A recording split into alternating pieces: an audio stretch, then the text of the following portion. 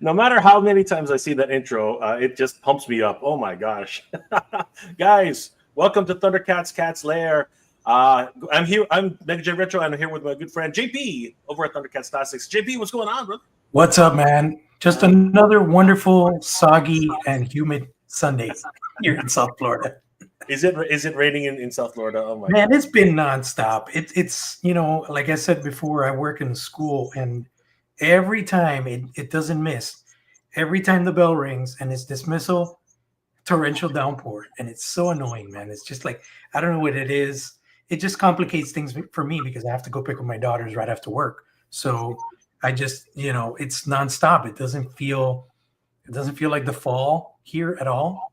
It feels like the tail end of summer. It's just horrible. Wow.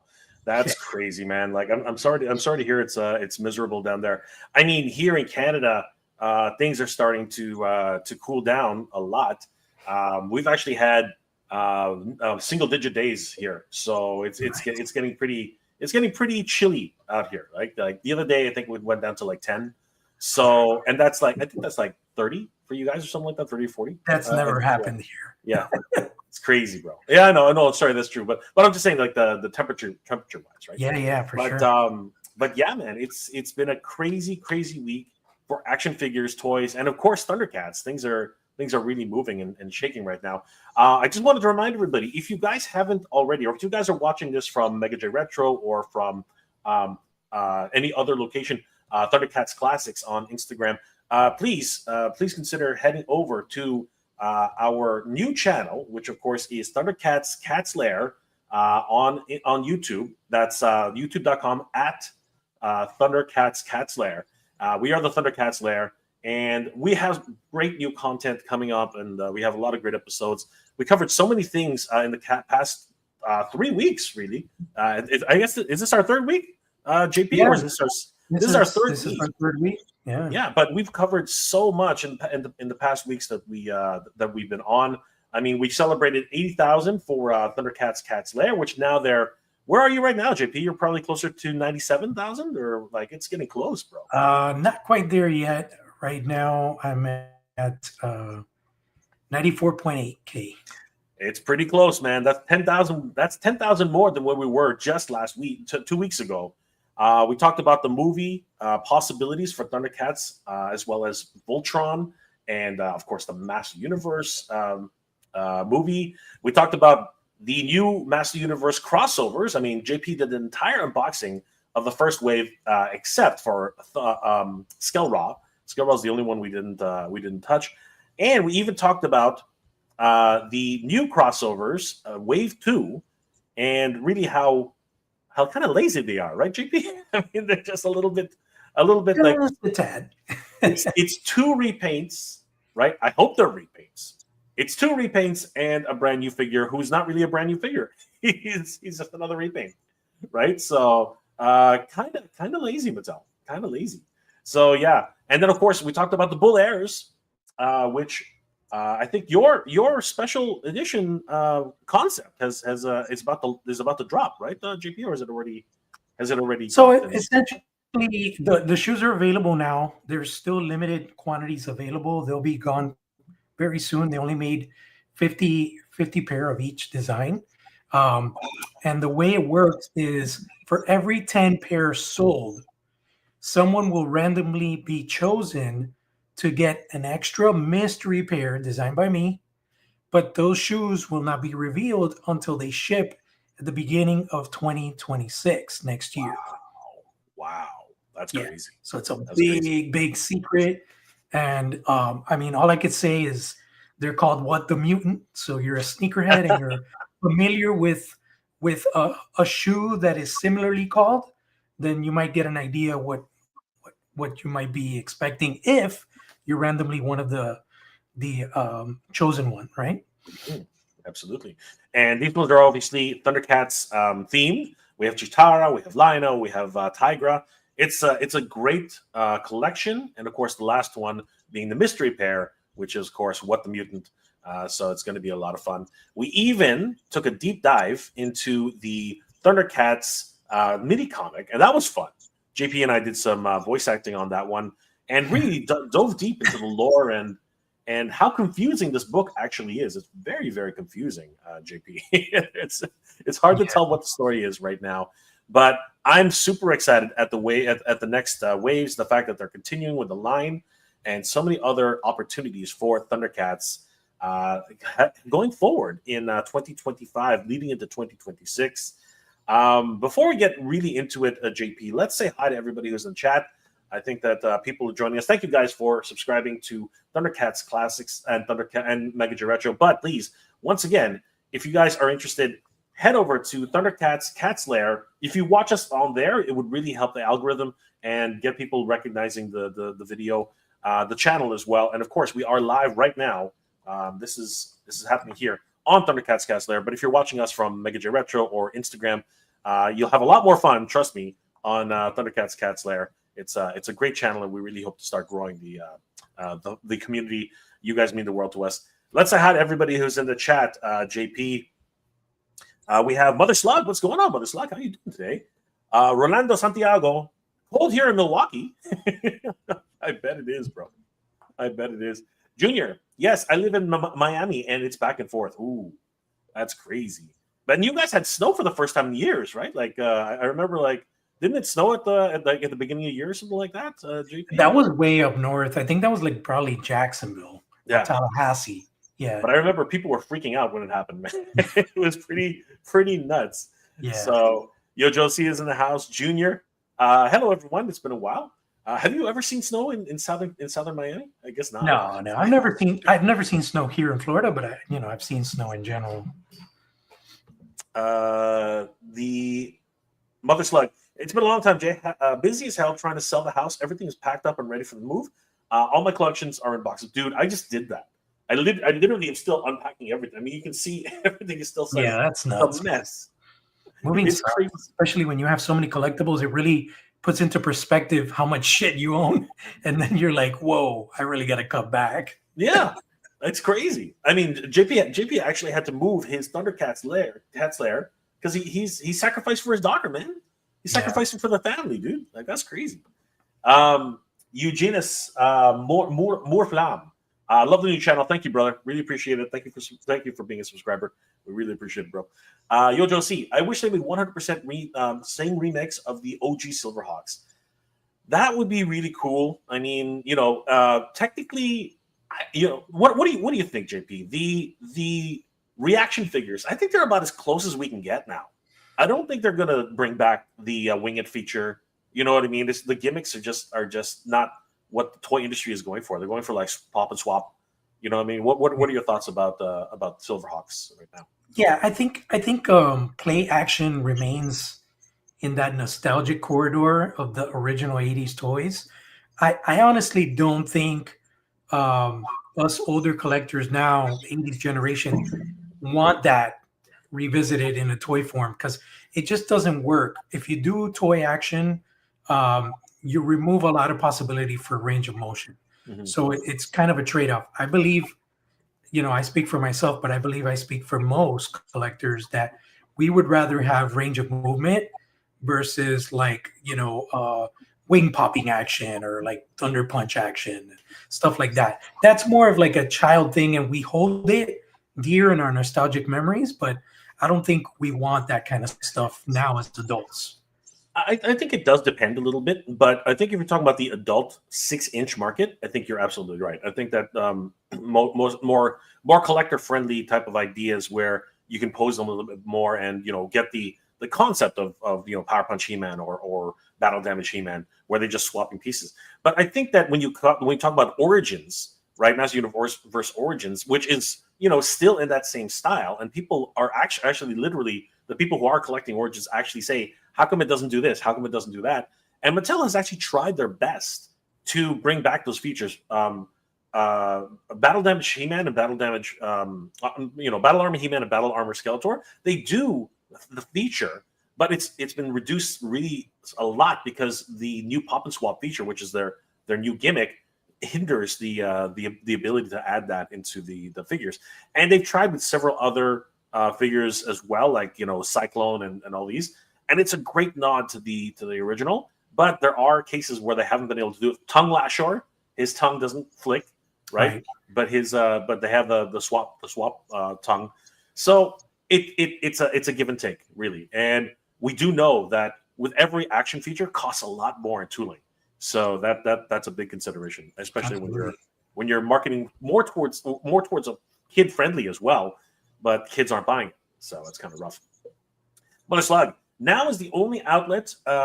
This is now my only outlet to figure toys in general now. I mean, I'm still collecting, but they're going to be in storage in the new house. I hear you, brother. But you know what? We'll be bringing you toy news as follows, particularly for Thundercats, and we hope you guys enjoy. Definitely head over to Thundercats Cat's Lair on YouTube. We hope to see you there.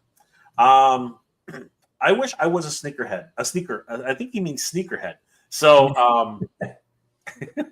I love sneakers. But yes, you know what? I don't wish I was a sneakerhead because I saw this one video with these guys who are like just hardcore collectors. We're talking about some shoes are like thousands of dollars, JP. Thousands of freaking. You got a whole sneaker collection right there. What's your favorite pair, JP? What's your favorite? I've always been a Nike guy. I've always done running shoes, and just mostly Nike. Back in early 2000s, I was a really big fan of Nike Shox. And, it's always been about also like black and orange for some reason that combination of colors is kind of my go-to when it comes to shoes. Yep. And then I own Pumas, which were from the collab that I did with Puma, the Thundercats. I have the Panthros and the Mumras. Beautiful. I think I wore the Panthros one time and it was indoors. Yeah. I just don't want to wear those shoes and get them dirty, man. That's the thing, right? But that's the thing about these sneaker collectors, right? They go out of their way, man. Like they probably wear them once to a party or something like that, and then out comes the toothbrush and the toothpaste, and they're like, you know what I mean? Like they're crazy. They're great. They'll spend like 2 hours just cleaning their shoes. Yeah. Absolutely nuts. But then who are we to talk, right, JP? I mean, we're collecting like $600 freaking Cat's Lairs. You know what I mean? Like. Yep. Absolutely bonkers, right? So it is what you're if you're into, man. If you're into it, man. Walter Montier. Hi, everybody. Hope you're doing well. Thank you guys for giving us all the information we want and need and more. You're welcome, brother. Please subscribe to Thundercats Cat's Lair on YouTube. We hope to see you guys there. Junior. That was Jacksonville, Florida. Got you. I was born and raised in Chicago. I definitely know what's snowy. If you didn't, brother, I'd be surprised. Yes, JP is right. They've never seen snow in southern Florida. G.I. Jetman. Hello, everybody. I recently got the Copper Kid. It's a pretty decent figure. You know what, dude? I really want. They've been doing re-releases lately at Super 7. By the way, guys, if you haven't already, please secure your Ghost Jaga. Ghost Jaga, which was literally impossible to get. I mean, the guy was valued at. We should just bring that up a little later in the show. We'll get back to it. But sure. Ghost Jaga was absolutely insane. Ghost Jaga, and I think that right now, at least anyway, the price is still up there. So don't miss out on Ghost Jaga because he's one to definitely keep an eye on. Let's see here. Mother Slug would love to see a more up-to-date new tooling, same size classified figure of Captain Power. Yes, Captain Power. That would be awesome. Figures are missing a reboot of the line. I love Captain Power. Did you watch Captain Power, JP? Yeah, I watched it. It's not like my go-to favorite cartoon of all time, but it definitely sits there in my childhood memories, older childhood. Yeah, it was really one of the first live action shows I remember that kind of got me into it because it was very interactive. They had the flashing lights on the chests, and they had the when the ships came by or when the robots came by, it would allow you to use the ships to actually fire at the screen or things like that. So it was a lot of fun overall. It was very interactive. Mattel really did take a big risk with Captain Power, and it really was one of those great shows that I think it was very, very much Terminator inspired. It felt like a post-apocalyptic war. You know what I mean? Where these few rebels were trying to wage a war against a huge, robotic menace that that had basically taken over the world. And that exactly was the parallel of Terminator, but it was its own thing. So I love Captain Power. I still have the Interceptor. I still have the Lord Dread's flight ship. I still have the Power Glider. I still have the actual power station. It's around here somewhere. I can't remember. I really was wishing that they would do a reboot. But there's another example, JP, where the gimmick cannot cross over. You can't play with the TV anymore in that level, right? It just doesn't work anymore, right? But the toys themselves are really good, and I really would like to see, just like Mother Slug, I really would love to see a new version of Captain Power. As a matter of fact, Gary Goddard, the original creator, writer, and producer, as well as the director of Captain Power, as well as the original Master Universe movie, he tried a number of years back to do a reboot of Captain Power. It was called Captain Power Rising Phoenix, Phoenix Rising, Captain Power Phoenix Rising. It didn't get any traction though. He made one trailer, and that was about it. So crazy. Well, Morales, another awesome toy line that I would love to see revisited, and I'm surprised they haven't, is Visionaries. I loved the concept of Visionaries, and in the Mythic Legions community, there is, I can't remember the name right now, but there is someone that's actually 3D sculpted the Visionaries' powers, and they're basically like they're kind of attachments that attach to the Mythic Legion's bodies, nice. to like the armored piece. So it looks like you have like this transparent lion coming out of the chest, and wow. and the bear, and they're actual custom pieces. But I would love someone to tackle that as a toy line and give us really detailed pieces that protrude from the chest. Yeah. So the problem with Visionaries is that people will always attach them to holograms, and holograms are notoriously difficult to. No, that's not actually true. They're not notoriously difficult to make, but they're notoriously difficult in terms of their manufacturing for marketability, because they are rather expensive. You know what I mean? They add a significant cost to each unit. So I know that Ramen Toys talked multiple times about wanting to do a Visionaries, but to this day, they still haven't even tried, right? Because they want to put in the holograms. But I like your concept. I like the concept. I don't know. Do you know the artist? Because I like that idea. I don't know. I don't know the artist. It's one of these customizer 3D printer guys that does stuff for the Mythic Legions community. And it's amazing. I'll see if I can find pictures, and I'll send them to you later. Yep, let's have a look, because I'm fascinated by that idea. I think that's great. But it's like no diss. Wow, there's a nostalgic track. No diss to the Thundercats stream, Thundercats Cats Lair stream. But I'll stay here and support you, Jay. Oh, thank you, Mother Slug. But if you're interested at all, you know what? We are actually going to start phasing out our streams on my channel and on my other channel, MJR Collector, and we're just going to primarily start streaming on Thundercats Cats Lair. So if you enjoy Thundercats content, you're definitely going to have to head over to Thundercats Cats Lair and support us there as well. But Mother Slug, thank you for all the support, especially on my channel. I really appreciate it. Curious what happened to Motu Snake Lair.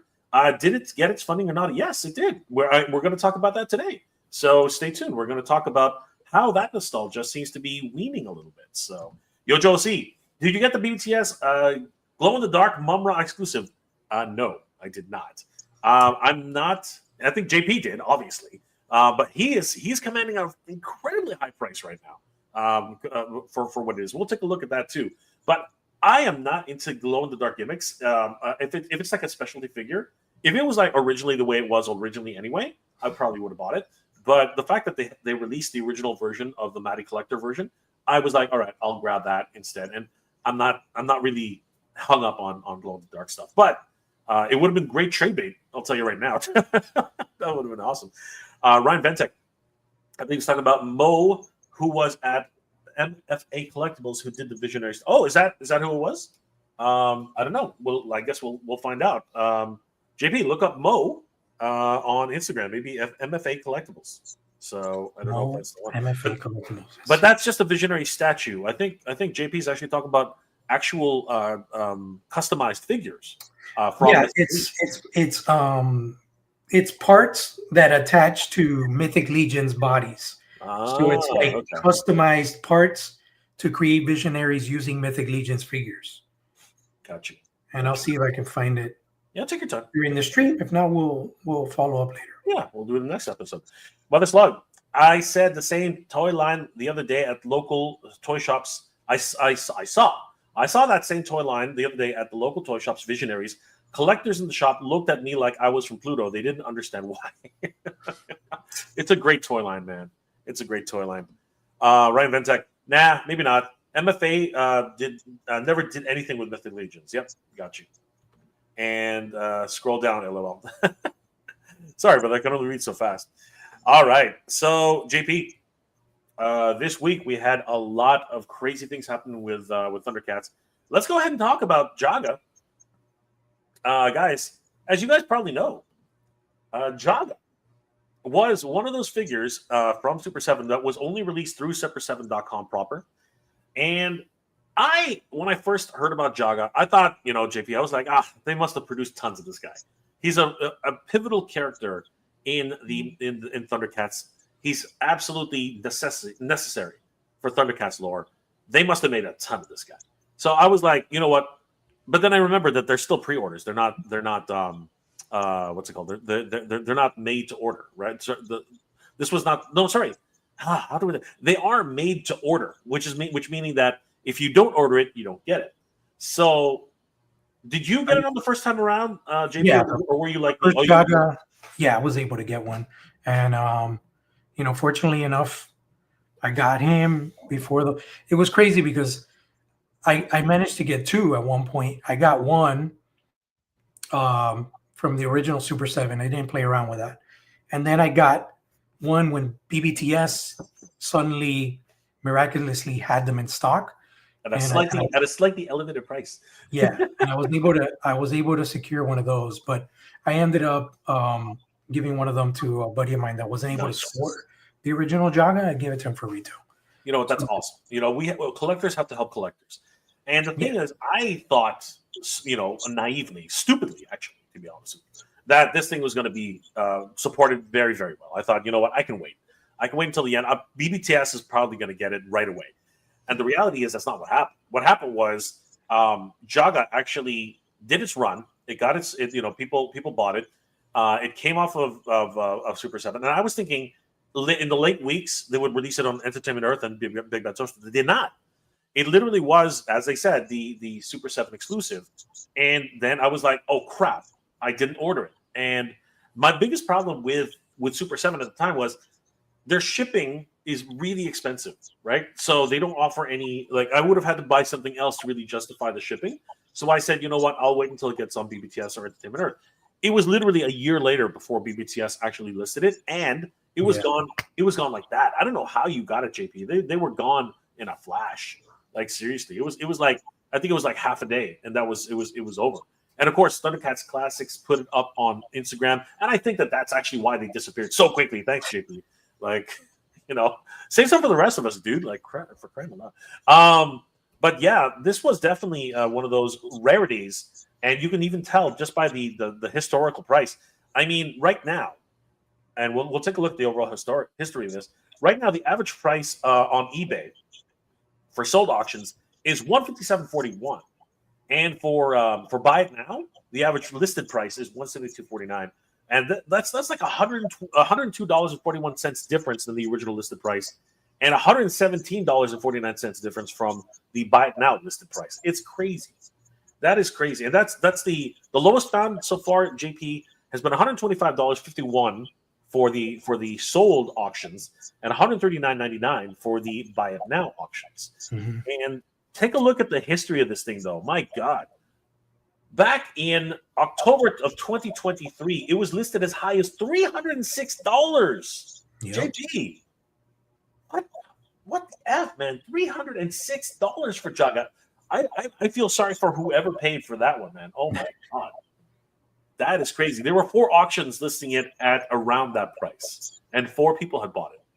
I have a friend that bought one for $250. I know, and he can see himself in the ass now because exactly. And you can see it was a sharp drop right after that. It went to 206, then 171, and it kept dropping actually for a while. and then all the way until 2024. And then for whatever reason, in July 2024, it started climbing again. Yeah. And then all the way back up, like around Christmas time. And I think that's what it is. I think Christmas people want to give gifts, right? So it went up as high as $267, only $30 shy of its highest price at retail. That was the peak, the highest peak it hit again, and since then it's just been continually dropping. Back to April, it was its lowest cost in April, 143. It's climbed back up to 209 and is now right back at its lowest to date at 133 for the lowest listed price. So this has been for a lot of people unobtainable. I have to give a huge shout out to Brick Something because he lives in California, and apparently the I think the Los Angeles store for Super 7, because they have two locations, one in San Diego, one in Los Angeles. They had a stock of these, and I was like, Brick, please. He picked one up for Kenny, I think. Kenzo's Customs. I think he picked up one for him, and I begged him. I was like, can you grab one for me? And he was so nice and picked one up for me. I had just paid for the shipping and retail, just like you, brother. Hooking up collectors, man. This is the way it works. So if it wasn't for that, I would not have the first run of Jaga figures. So I'm happy to say now that I have secured that. But now, thankfully, Super 7 has gone and reissued Jaga. Albeit a little bit more pricey. It's now listed at $65, with a possible 4 interest payments of $16.25 on Shop Pay. But JP, there's that dreaded 8% tariff fee, which has been applied to everything on Super 7's website. Your thoughts on this re-release of this new release of Jaga? What are your thoughts about this one? I mean, I think if there is one figure that commands a re-release, it's Ghost Jaga. He is very iconic. I would probably say that most fans would think that a Ghost representation of Jaga is more important than his regular form. So this is a pivotal, like a must-have piece if you're collecting Thundercats. So, the fact that people slept on it, they got too confident that this was going to be abundant and available. Now here it is. And, interestingly enough, for mint and box collectors, there is a significance in the packaging, the way the accessories are represented on the actual tray is very different than the original release. And then now we have this new illustration that is showcased on the front, which, by the way, I gotta say, I love the addition of the new illustration in the front. I think it just kind of gives the packaging overall, the presentation, a little more impact, a little more excitement than just that Thundercats logo and the figure. Before we had to flip it to the back, to see the bio art, and now we have this little image on the front showcasing the character and the artwork as well. So I really like that. Obviously, we don't have a sleeve anymore, so that is replacing that iconography of like the really nice spiritual kind of gleaming sleeve that was produced for the original release. Yep, I totally agree with you. I think that in terms of like upgrading their overall design, they've really made a great choice with this. I think it started with like wave, what was it, 11 or something like that? Like I think it was like Willa. Did Willa have it, or was it no, the first wave that's going to have this artwork apparently is the Safari Joe wave. Okay, as like actually printed on the front, right? Correct. Yeah. Wait a second. Hold on. I thought Luna had it. Didn't Luna have it? I thought Luna. Yeah, let me grab it for a second. I'm just gonna. Well, I haven't been able to get that wave yet, but actually, I do have Claudius, and I don't think Claudius has the artwork in the front. That's the same wave. Yeah, see, Luna has it right there. Oh, right? She does. Okay. Yeah, Yeah. So So did Claudius have the artwork too? yeah, He's in Claudius had it. I'm pretty sure okay. Claudius had it. So did I think even young Lino. No, I don't know actually. No, I no, don't think not so. that one. Yeah. Okay, so the Claudius wave. Yes. Yes. The Claudius. Yeah, I think the thing was that Super 7 did not advertise the packaging art on their solicitations. They've advertised it for the first time, I believe, with the Berserker. Yes. With Yes. yeah. You're right. I think you're right. Yes. So that's where like got kind of set me off because I did open Claudius a while back, and I guess I just forgot that he had the artwork in the front. It's all good. So guys, this is your last chance. I think this is probably going to be your last chance to pick up Ghost Jaga because absolutely. not only is he available on Super 7, which was the original release, it was supposed to be a Super 7 exclusive, but he is also available on Big Bad Toy Star and Entertainment Earth. Heading over to Big Bad Toy Star and typing in Jaga, he should come up pretty much right away. There he is. You can see they still have the original LJN Jaga recolor available at $54.99, and of course the Thundercats Ultimates Ghost Jaga exclusive action figure reissue on Super 7 as well. If you go to Entertainment Earth, I do believe. Actually, no, I don't think it's on Entertainment Earth. I think it's only on Big Bad Toy Store. Yep, Jaga is not available on Entertainment Earth. I do stand corrected, at least not yet. But right now, if you head over to Big Bad Toy Store, you can pick up Ghost Jaga for $64.99 as the reissue. I think this was done maybe it was done in conjunction with BBTS. You just never know. So, guys, don't sleep on this one again because I did. You definitely have to pick up Ghost Jaga. I do appreciate the fact, as JP did mention, that the artwork is brand new. Well, the artwork itself is not brand new, but the design of the box is brand new. I do love the new nods to it, and it really is great to be able to get a second chance at this. Again, as JP had mentioned, if you are an inbox collector or if you are a collector who collects for value, this really is a differentiator. So anybody who still has your packaging from the original release, you might be able to hold on to that and pray that it's going to stay and stick around for a little bit longer. Check this out. I got a little conspiracy theory here. If you go to Big Bad Toy Store, Jay, go to the main listing and look up the Luna Wave. All right. It is solicited with the original Thundercats window box front. So I'm wondering if there's a running change where there's people that didn't get the art in the front. That would be interesting. Yeah, you're right.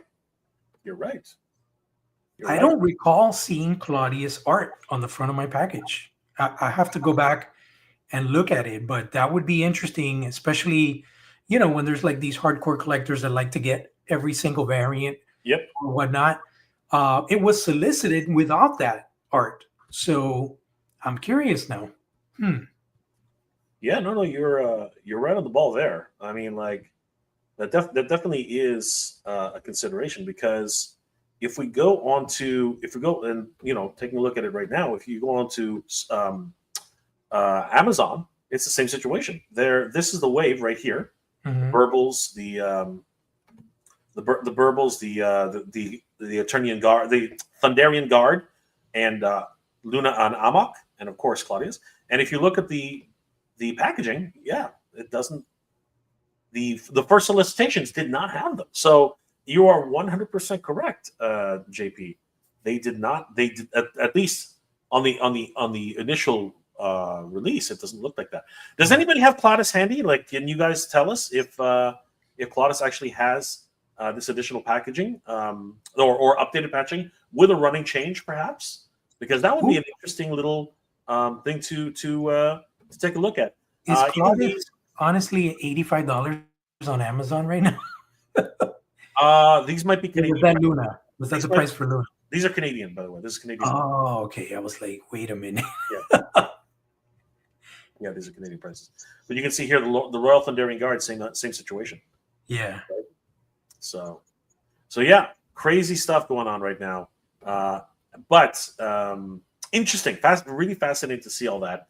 But I do appreciate the fact that the new direction for the packaging is going in a much more dynamic style, instead of just the little nods that we get here and there. So huge shout out to Super 7 for making that happen. Mother Slug, if Visionaries were remade with new tooling, I would rather see the company make figures of the actual ones which came with hologram creatures as well as actual figure, but maybe a ghost clear to look with the main character. Interesting. So actually, JP just sent me something neat that we can take a quick look at. Let me just find out where I am. There we go. And yeah, is this a specific artist, JP, or is it just or was this just a photo that you were able to dig up?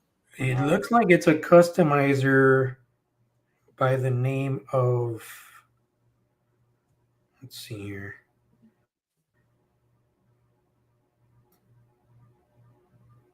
That is really cool. And this is a Mythic Legions. Yeah, it's a Mythic Legions body repainted.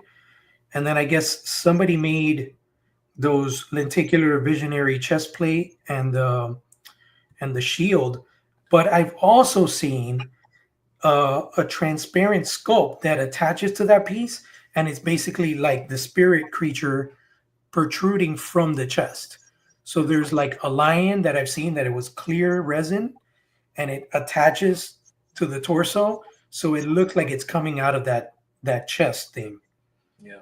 You know what? You just said it. I think a lenticular would be a neat effect. I don't think it would be the same as a hologram, but I think a lenticular would be a really good option for these guys. Well, that's how they were in the 80s, so it would be a no-brainer to revisit that again in the new figures. But being that, with today's sensibilities and technology, we could definitely push that even more by making those things protrude out.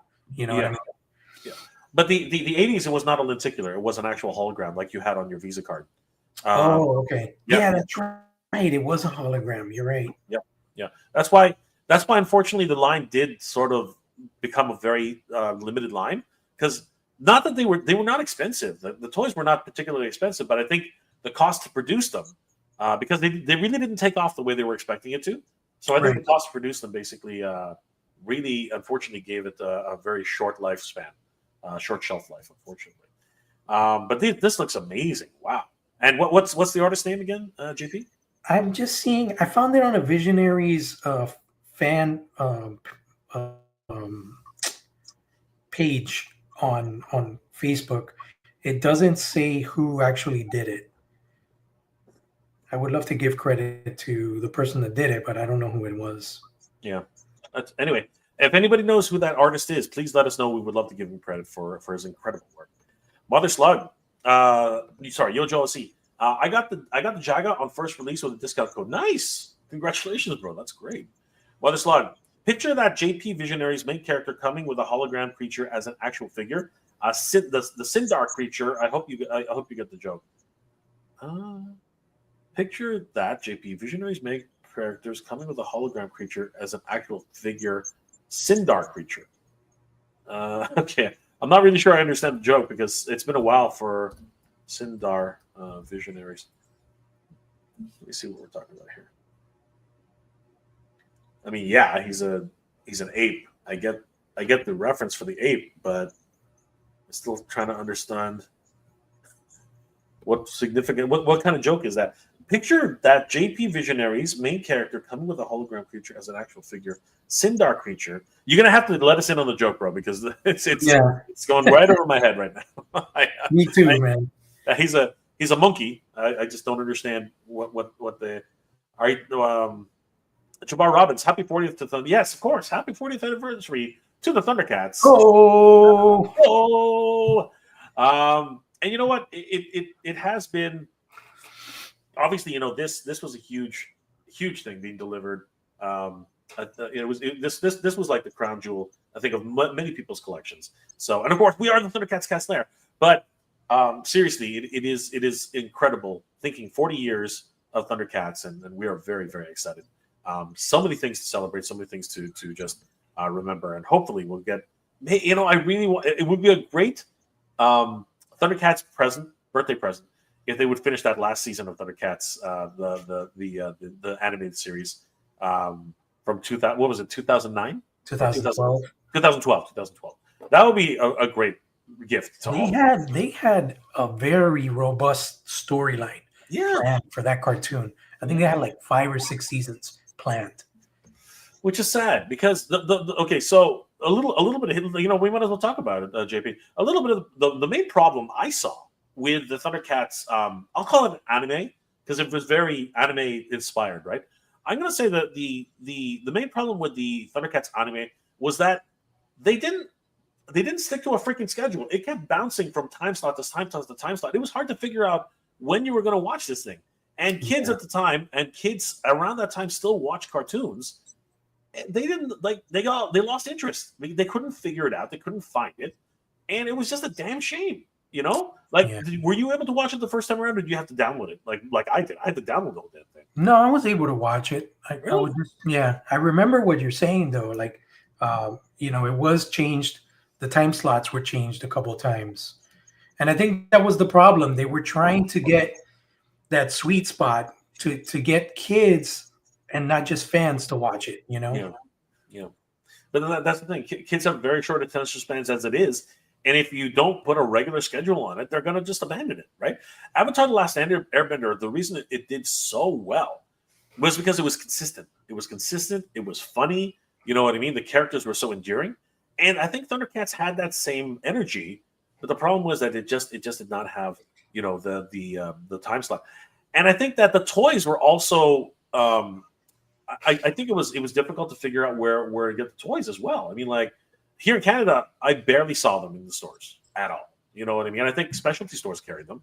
I think that that was the most places I found. I found that Walmart gave up pretty quickly because again, the toy sales were not there. The cartoon was not there, and the toy sales were not as big as as abundant as they thought it would be. How was it? How was Bandai's the distribution? Bandai's handling of those figures was a travesty because I remember they were all over the place. They did like kind of like 4-inch figures, then they did the LJN homages, but they weren't like properly scaled. They made a tiger and a lion LJN homage, right? They did when they did Mumra, there was something off on the scale. They were like all over the place, man. And I remember seeing concept art from I believe it was Action Figure Insider. He did a little sizzle story on that a few years back where he showcased behind the scenes concept prototypes of what was planned. And they were planning on doing a collector based 2012 6-inch line, which looked really great. Like they had the Lion-O looked amazing. Like it has so much detail and great articulation. I was just not a fan of these Bandai figures. They were just very plain Jane. I mean, I picked them all up to support the IP, but I was more of a fan of the larger scaled ones that had more detail, more articulation, but they didn't get to all the characters. Yeah, it really is a shame. I mean, these things look so good too. I mean, like as you said, the availability too was just something of a questionable nature. But I do like the way these guys looked initially, right? But again, it was a perfect storm of chaos, man. Like they even had freaking Claudus. You know what I mean? Like this guy. I never saw that in stores. I never saw Tigra. There was a lot of figures that they were almost impossible to find, man. Yeah, that's the thing. I never saw any of these in stores at all. They were incredibly rare, right? Of course, you were going to get the staples like Chitara, like Lion-O. Obviously, a Lion-O was made in like multiple versions, right? But I mean, the rare figures are definitely the ones that are going to be the hardest to obtain. If how many of these figures do you have, JP? Like how many? I only got Snarf with a Thunder Tank, Panthro, Chitara, Mummy Mumra, regular Mumra, the Ever Living, Lion-O. Never found Tigra, never found Groon, never found Claudius. I never got those kittens. Yeah, I was about to say the kittens themselves, right? So yeah, man, it was a hard line to collect. And of course, Bandai and as you said, Bandai and their weird scaling. I mean, they did the same thing with the traditional Thundercats a few years later. They just did not understand how to handle the Thundercats line. It was just a really sad end to a reboot, which should have had a lot more coming. And I'm actually surprised that someone, especially like Super 7, who's doing a lot more of these takes on lines, like they're doing, and NECA now too. TMNT continues to get all the versions of TMNT, new types of toys, different iterations. Yeah, and I really would love to see a new take on these in a more collector friendly line.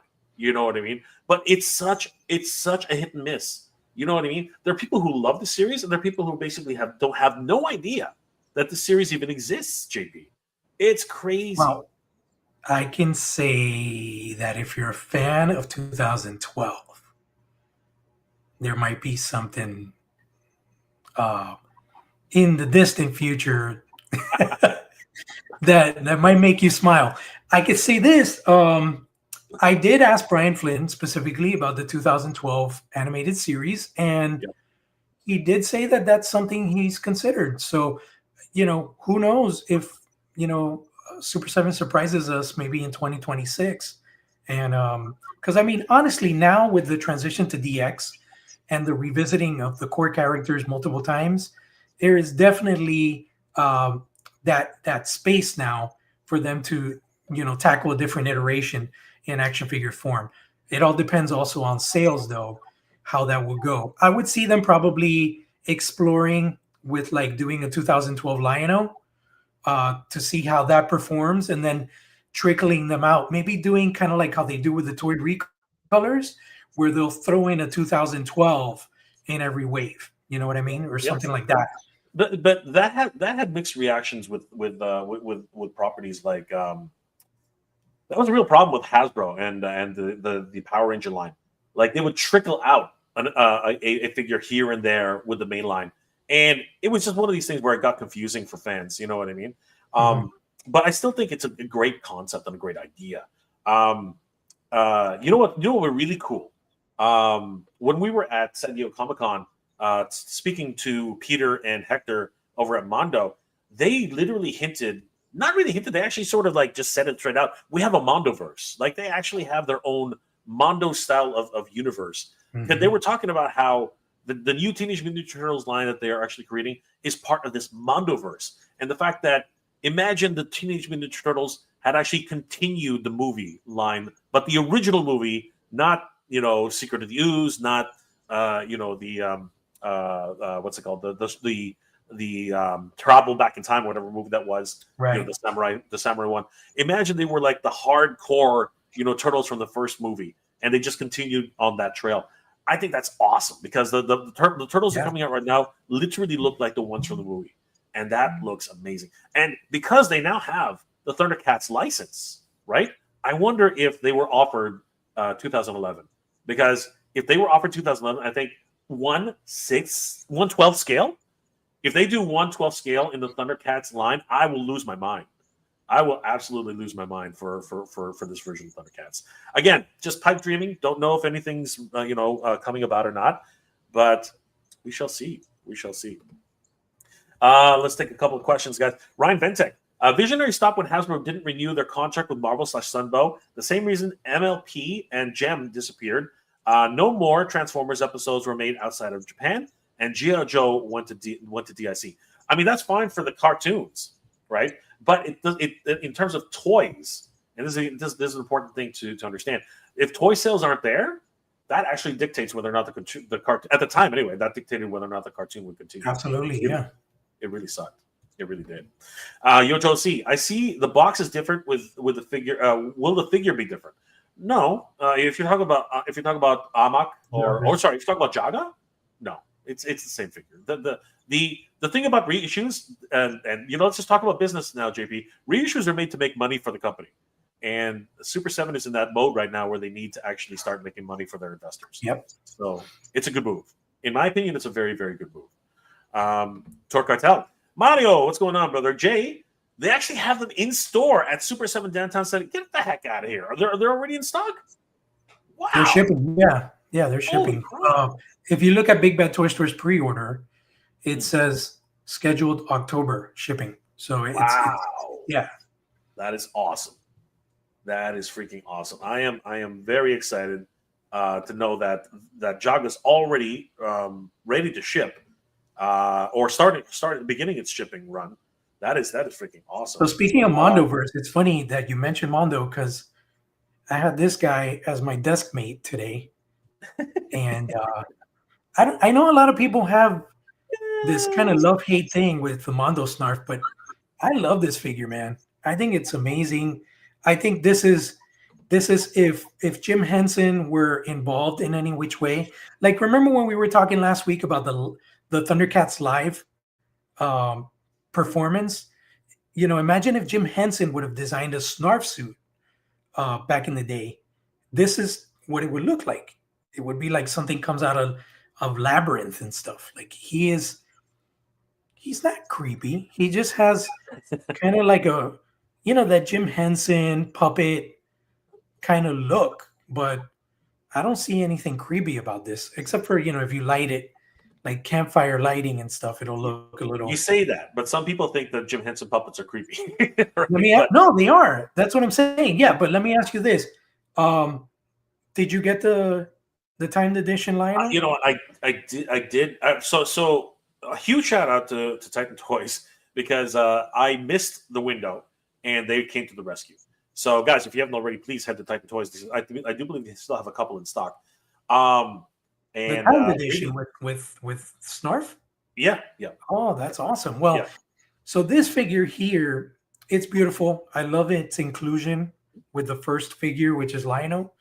But I definitely want this revisited as a standalone 1/6, like they did with Orko in the Motu.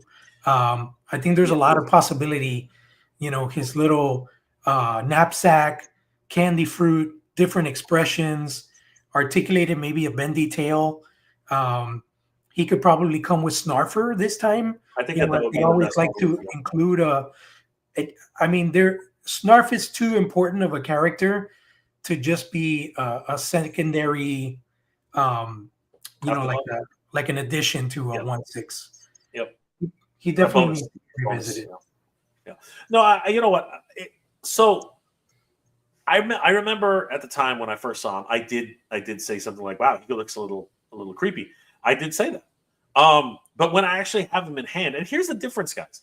When you have these things in hand, it changes your perspective incredibly. It's crazy how having it in hand, lighting is a big difference, right? Huge. Now, when we first saw him at San Diego Comic-Con all those years ago, the problem was that they had an underlight table, right? It was actually an underlight table, and the problem with that is it was actually making the shadows on his eyes like blacked out. He looked like a freaking a raccoon. It's like what Peter Santamaria said, that it looked like a Campfire Tales version of Snarf. Yeah, and that was the problem, right? Because it wasn't showing the actual Snarf the way he's supposed to look. When you actually have him in hand, he looks like Snarf. He looks great. You can still see there's a bit of a wash on his face, which my personal opinion is I think they could have went a little bit lighter on the wash. But other than that, he's a really good character. He really is. And he really captures that Rankin and Bass feel, right? He is like the remnant of the Rankin and Bass portion of the Thundercats, right? Because Mondo is doing Mondo's thing. They're doing a Mondoverse. And that's actually why this came about. He looks great, though. He really does. And you are right, JP, 100%. It does say that shipping is in October of 2025. So yeah, man, it's available right now. It's starting to ship right now. So good stuff. But before we go back to the comments, wrapping up the 2012 Thundercats. I really wish that they had finished this line. I mean, is this official? I guess it is. They even did like these chibi versions way back in the day, right? Yeah, I remember seeing those.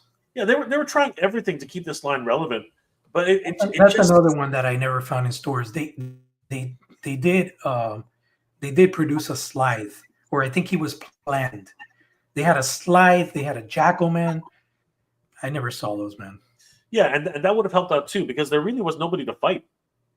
You know No, what I mean? apart from Mumra, that was it. There was no It other was villains. it was just a really weird way of doing it. And you know what? It really sucks that a company as storied as Bandai wasn't actually able to live up to their reputation. I mean, Yeah, we're talking about a massive outside of the USA. They're massive. Bandai is a huge company, right? And they're responsible for so many different properties, and they really just did not do justice to. I mean, here it is. You know what I mean? Like different scales. You know, like this Lino was a completely different scale than the slightly bigger Lino, right? And the inconsistency was just sad, right?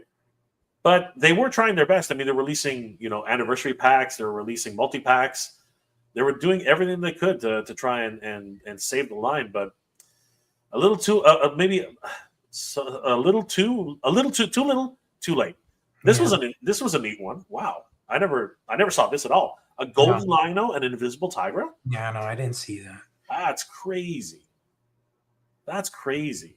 I did get them at one point. I believe I got the mech suit Lion-O armor thing. Mhm. I was able to get that, but yeah, it was just a big mess. Yeah. The whole rollout of product in conjunction with the animated series, Bandai. I went to Toy Fair that year. I remember talking to Bandai, being all hyped about seeing the toys, and when I saw exactly what was shown before Toy Fair at Toy Fair, I was like, "Don't you guys have other waves and stuff like that?" And they were like clueless as to what was happening with the toy line. So I already had like a bad gut feeling that the toy line wasn't going to be a good rollout. Yeah. It really is quite sad. I mean, it could have been something. I mean, like even the vehicles, like Bandai makes some great freaking vehicles, man. So it could have been something amazing. You know what I mean? Yeah, Um, but unfortunately, it literally fell flat in his face. It was a perfect, as I said earlier, it was a perfect storm.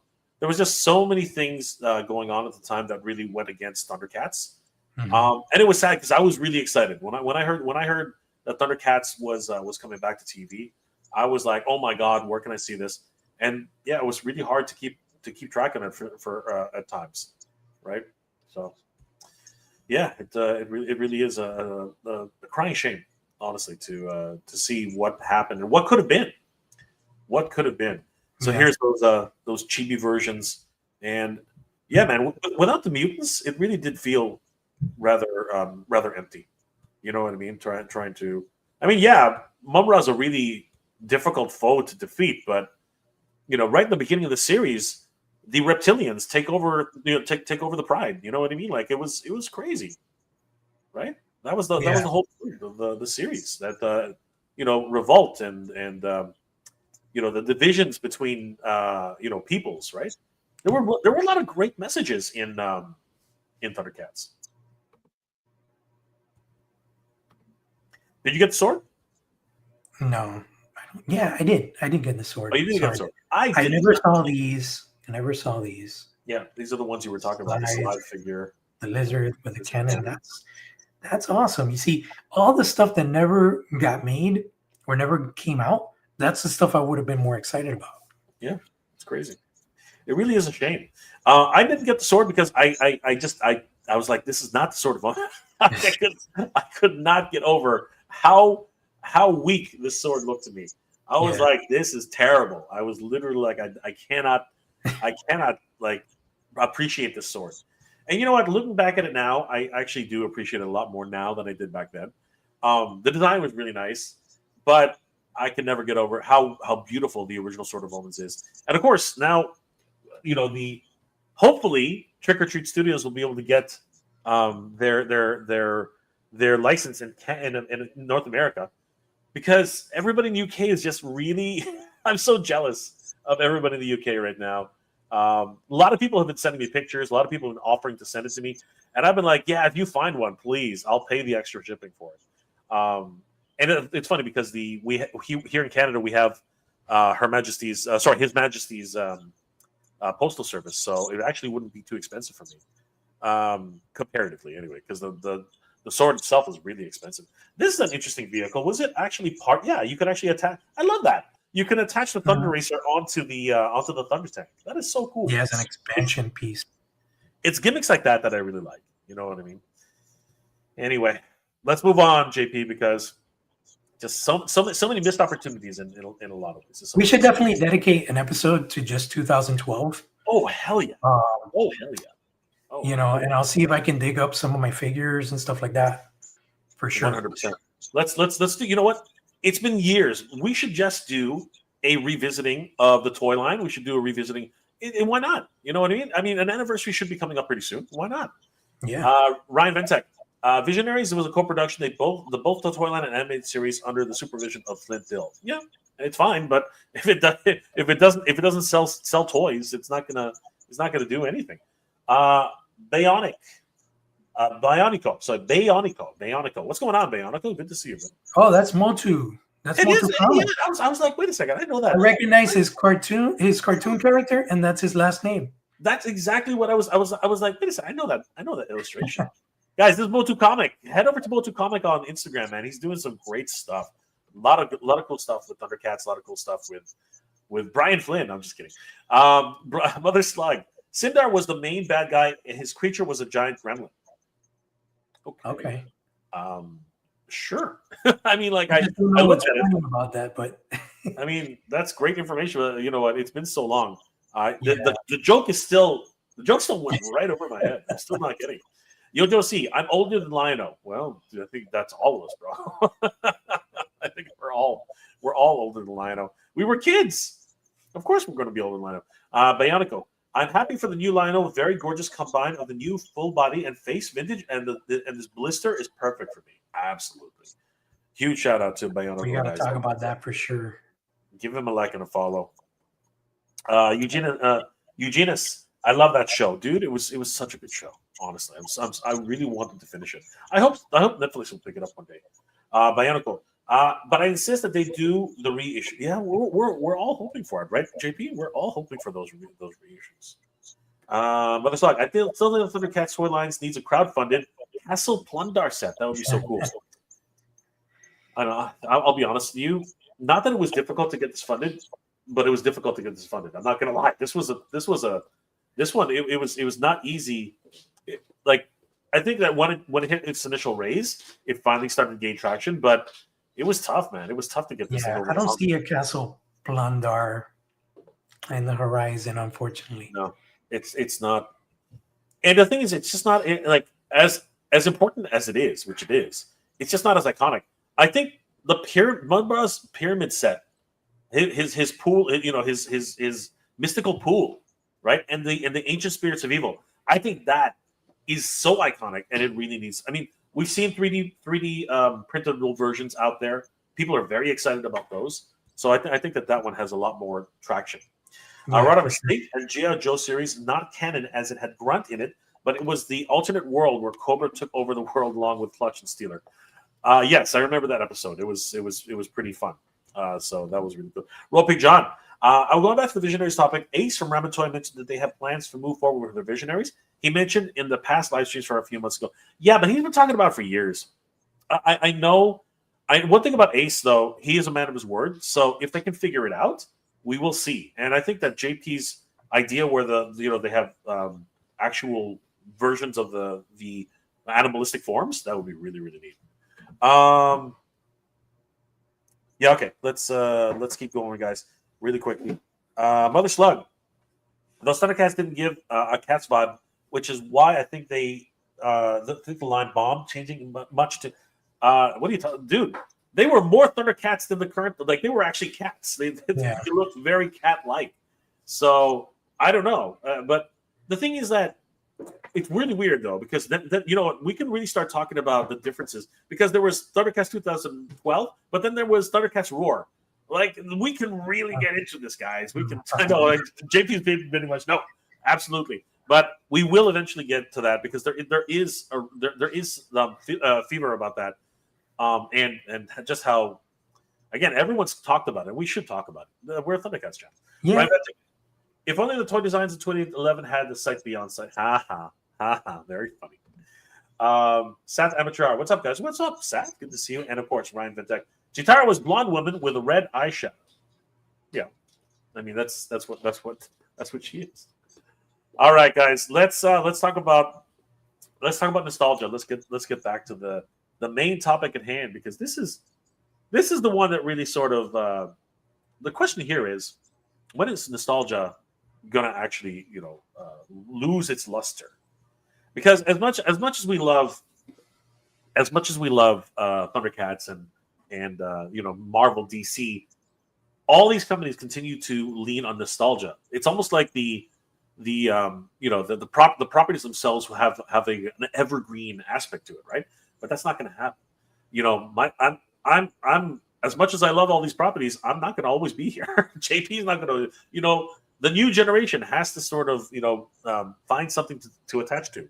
But while we're here, nostalgia continues to be a big thing. Fall Target Geek Out was this past Friday, and it continues throughout the fall.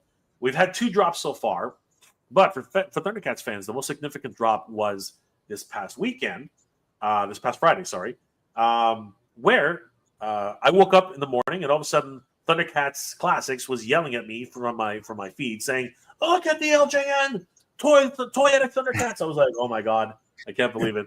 They've done it. This is crazy." And then of course Thundercats Classics JP reminded everybody that watch out for your wallets, because they're $399,135.99. It was absolutely ridiculous. It was it was a mistake. And the thing is, I think it hurt their sales, JP. I think it actually did hurt their sales, because nobody was ordering them. Yeah, right. Of course. It was a bill for pre-order right in the morning, and nobody was ordering them. It was actually kind of sad. But beside that little hiccup, I think what's more important is the fact that we are digging back into the well, JP. And that's live right now. They're still available for pre-order. That's surprising. Dude, I'm telling you, it hurt their sales. It hurt their sales because people were confused.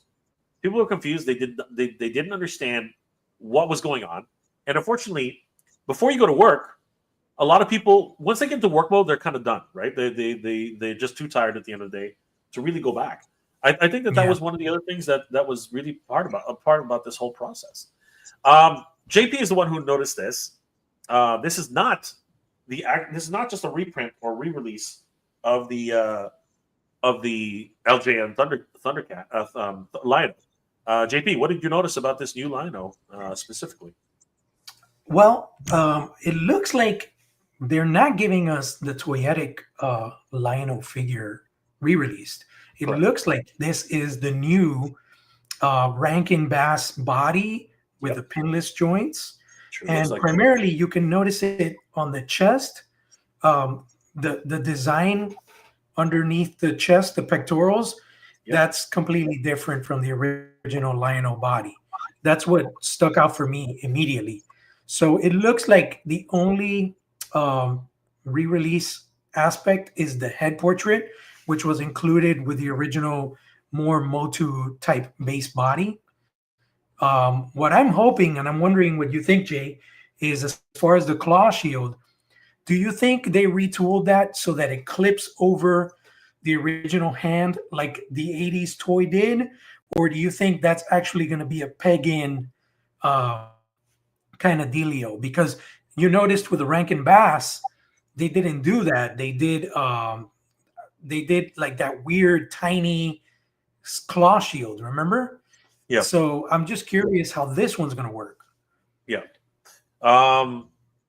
You are absolutely correct. If we take a look at the original solicitation photo of the first edition Lino, it's completely different. I mean, like you can easily see the cuts, right? The torso, the ab crunch is really where much of the articulation is on the body, but this newer version, it is night and day. JP, you can actually see that. Like these are completely different bodies entirely, right? So 100%. What I really do appreciate though is they still have that god awful Thundercat symbol, which is exactly the way it looked in the LJN style. I love that. I really do. But looking at the claw shields, I do have to say, in my opinion, that it's still going to be a pop and swap. I don't think, because looking at this, I don't see anywhere for his fingers go, and it's interesting because the toy, and they were very clever with this, because the toy version did have 5 fingers, and the reason it did is because it literally just clasped onto his hand, right? So it was just a bigger mold of his hand, so that's why it had 5 fingers, and they really brought that over with this version of Lion, right? Which I appreciate. But looking at this, that thumb in particular, that sort of indicates to me that this is not a cover. This is going to be definitely a pop and swap, which is fine. I don't really mind it, but I know what you're saying. Will it function more like the one, because this is a different arm, right? This is a different forearm compared to this one, right? So how is it actually going to attach? That's going to be interesting.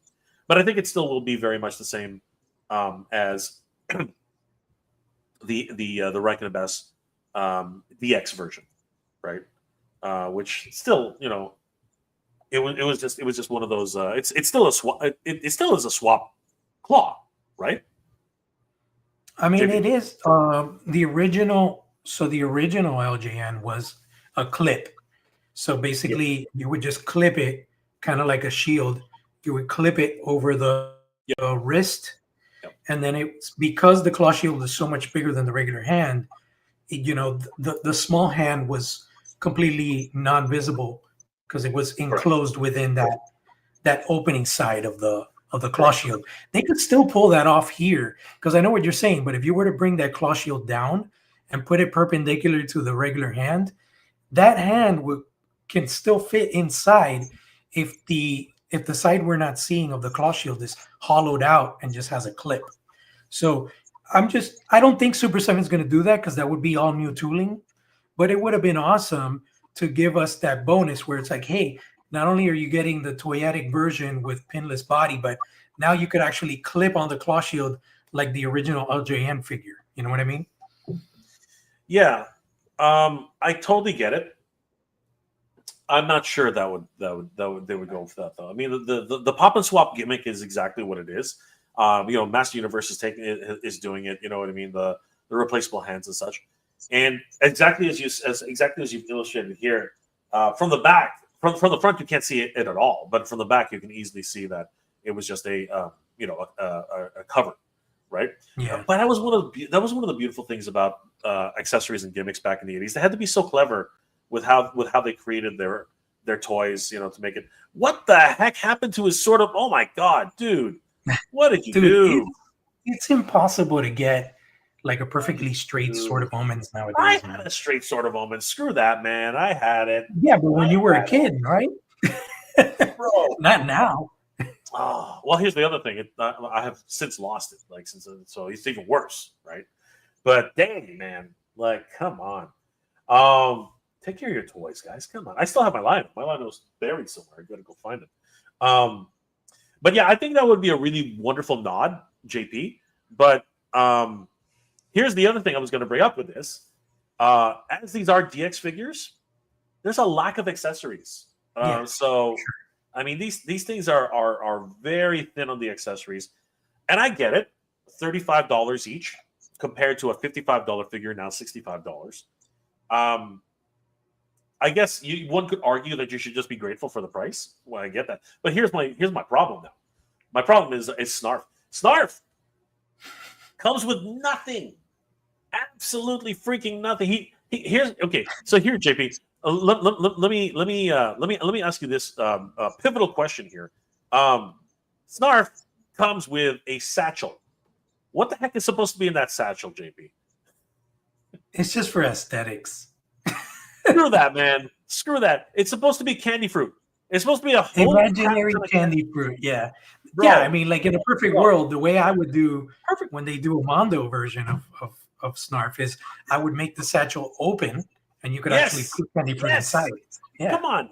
Dude, when we were kids, okay, They only do is they would hollow it out and they would put a small slit in the top of the satchel, and you pinch it open. And you remember those little purses we had as kids? You pinch them open, you actually put change in it. Yeah, Dude, yeah. that's come on. This thing's a brick. You know the freaking satchel itself is you can throw it at people. It hurts. That thing is freaking. It's fucking solid. Okay, but what really kills me is the first version of Snarf in Ultimates had one piece of freaking candy fruit. One freaking piece. He should have 5, 10 pieces. They're tiny little pieces. Like, come on. Yeah. Like, there were so many different variations of candy fruit. And this Snarf, what the hell? At least give us one piece of freaking candy fruit. Come on. Come on. If you're not going to give us an extra head sculpt, he's so small. And he's a $35 figure.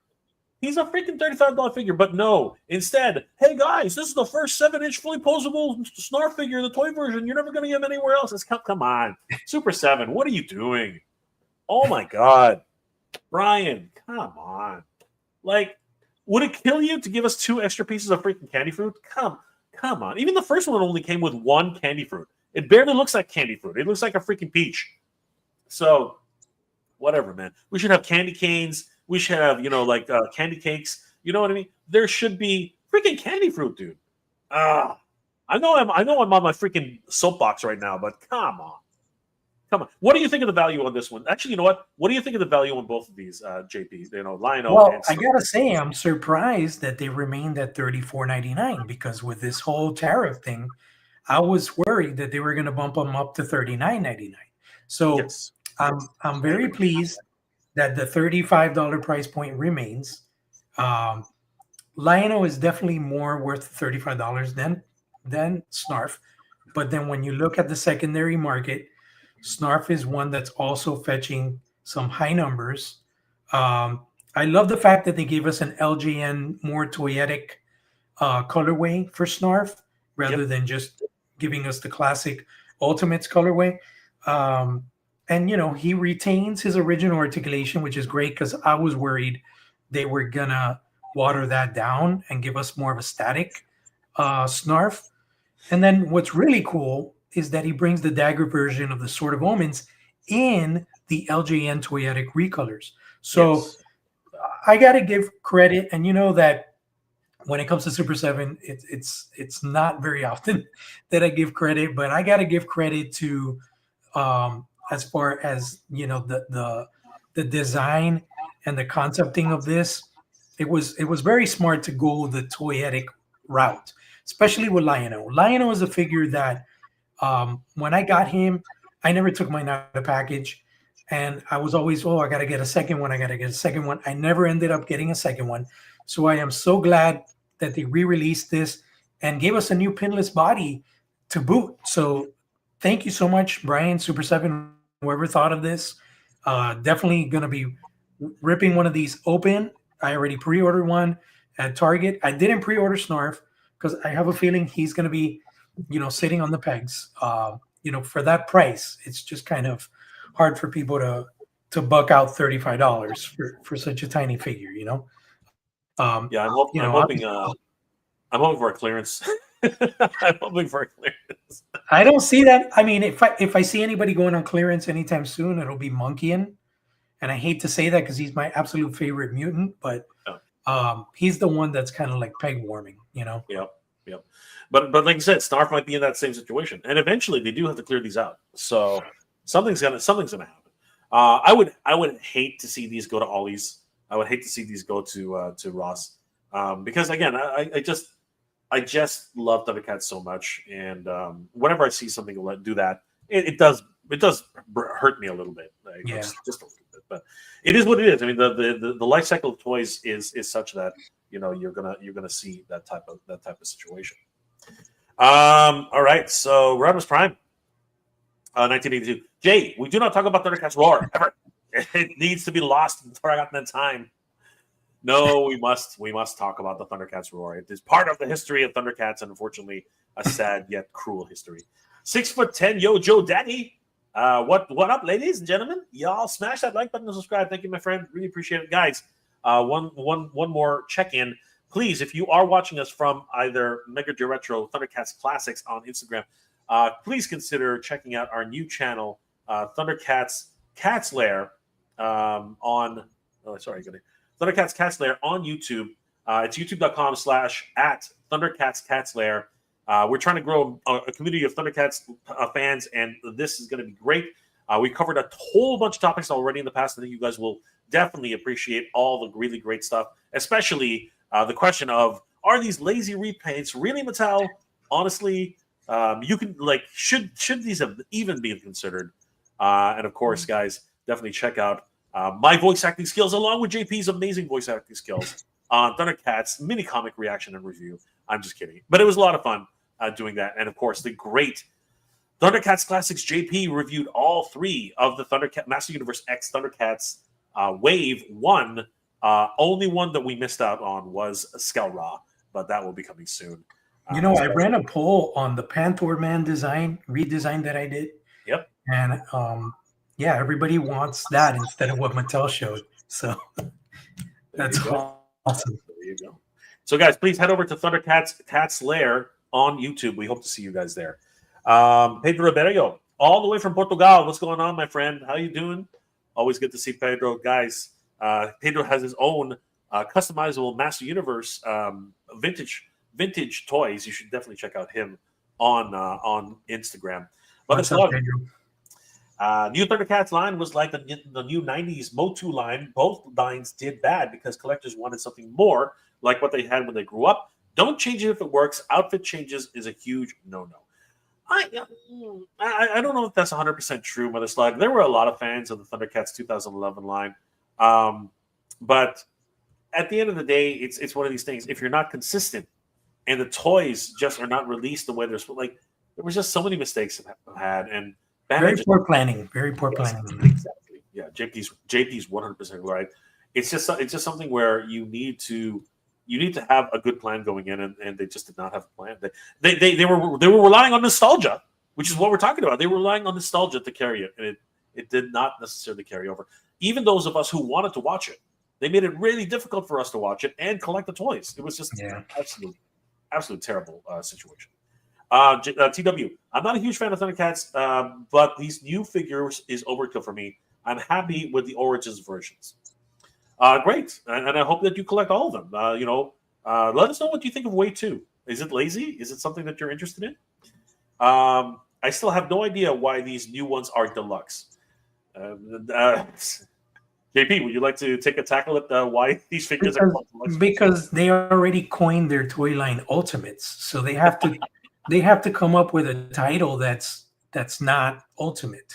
Ultimate means everything in the kitchen sink you could throw at, right? Yep. So deluxe is a deluxe. It's just slightly a little bit more. But if you look at the history of deluxe figures, Star Wars deluxe figures, remember when they had the figure and Han Solo came with that big robotic kind of mech thing that was like a cannon.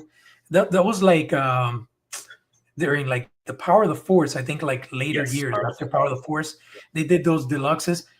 That's more of what people are used to as a deluxe. This obviously is not that kind of deluxe, but it's not an ultimate. That's basically. What would you call it, Jay, if it wasn't deluxe? Thundercats Basic. Yeah, basic, exactly. Amazon Basics, right? Amazon Basics. It's Thundercats Basics. It would be Super 7 Basics. Call it Super 7 Basics. That's it. Yeah, call it Thundercats. Just leave it alone. It doesn't have to have a crazy moniker, which just doesn't make sense to anybody. It's nuts. Anyway, marketing's marketing. Who knows? TW. Very thin on accessories is an understatement. I know, brother. Exactly. Pedro. Thundercats is cool, but nothing compares to Master Universe. Easy, bro. Easy. But hey, now, I know why Pedro's podcast, all right? Don't say those things. I know why Pedro's doing it, though. We love you, Pedro. Mother Slug. But Jay, that's not Super 7 style. They will sell separate packs for Snarf accessories at another price point. Sadly, that actually might end up being true. Because the head pack, you have to pre-order them only on Super 7 so you can get the head pack. That that was a head scratcher for me, man. But I understand what they're doing. Will 2 Thunder, will Super 7 do Thundercats? That's what we're talking about. I asked Brian Flynn, and who knows? It all depends on sales, though. I think so. Alejandro Valdez. Wait, 2 Thundercats Mode 2 should have been. Yes. Read it out. Absolutely. Monkey and Jackalman, Slythe, and a Vultureman. Wonder why we got repaints. I mean, it's just, I don't know. Who knows what their marketing strategies are? So far, Jay and I have only read the first issue, which is kind of like all over the place. It kind of jumps back and forth in time. You can say that again. Oh my god, absolutely crazy. Anyways, guys, there's a lot more to take in, but I did want to highlight that nostalgia is what drives many of us collectors. And if you want to get a real big nostalgia kick, and of course keep up with your Thundercats lore, you have to check out Thundercats Classics on Instagram. My God, this place is rocking, and they are on the precipice of 100,000 subscribers. Huge shout out to JP. 94,008 subscribers. Freaking incredible. And you know what? They're not just talking to fans, like me or you. They're literally talking to, literal creators like, man, this is crazy. Taboo of the freaking Black Eyed Peas went on a podcast with JP and of course Thundercats Classics, and the Badass Reviews to talk about his experience and of course being a fan of toys. As a matter of fact, JP, I do believe you have a clip for us that we can show. Let me just bring that up right now. I'm not sure we're going to be. Let me see if I can. I think it was this one, right? Yeah, there it is. All right. Let's have a quick look at this clip, guys, because this one's going to be fun. How long? Did Taboo come to you guys? How did it? Interesting enough, Taboo is he's doing his thing. Taboo's Comics and Kicks, which is awesome, by the way. It's a podcast. It's on YouTube.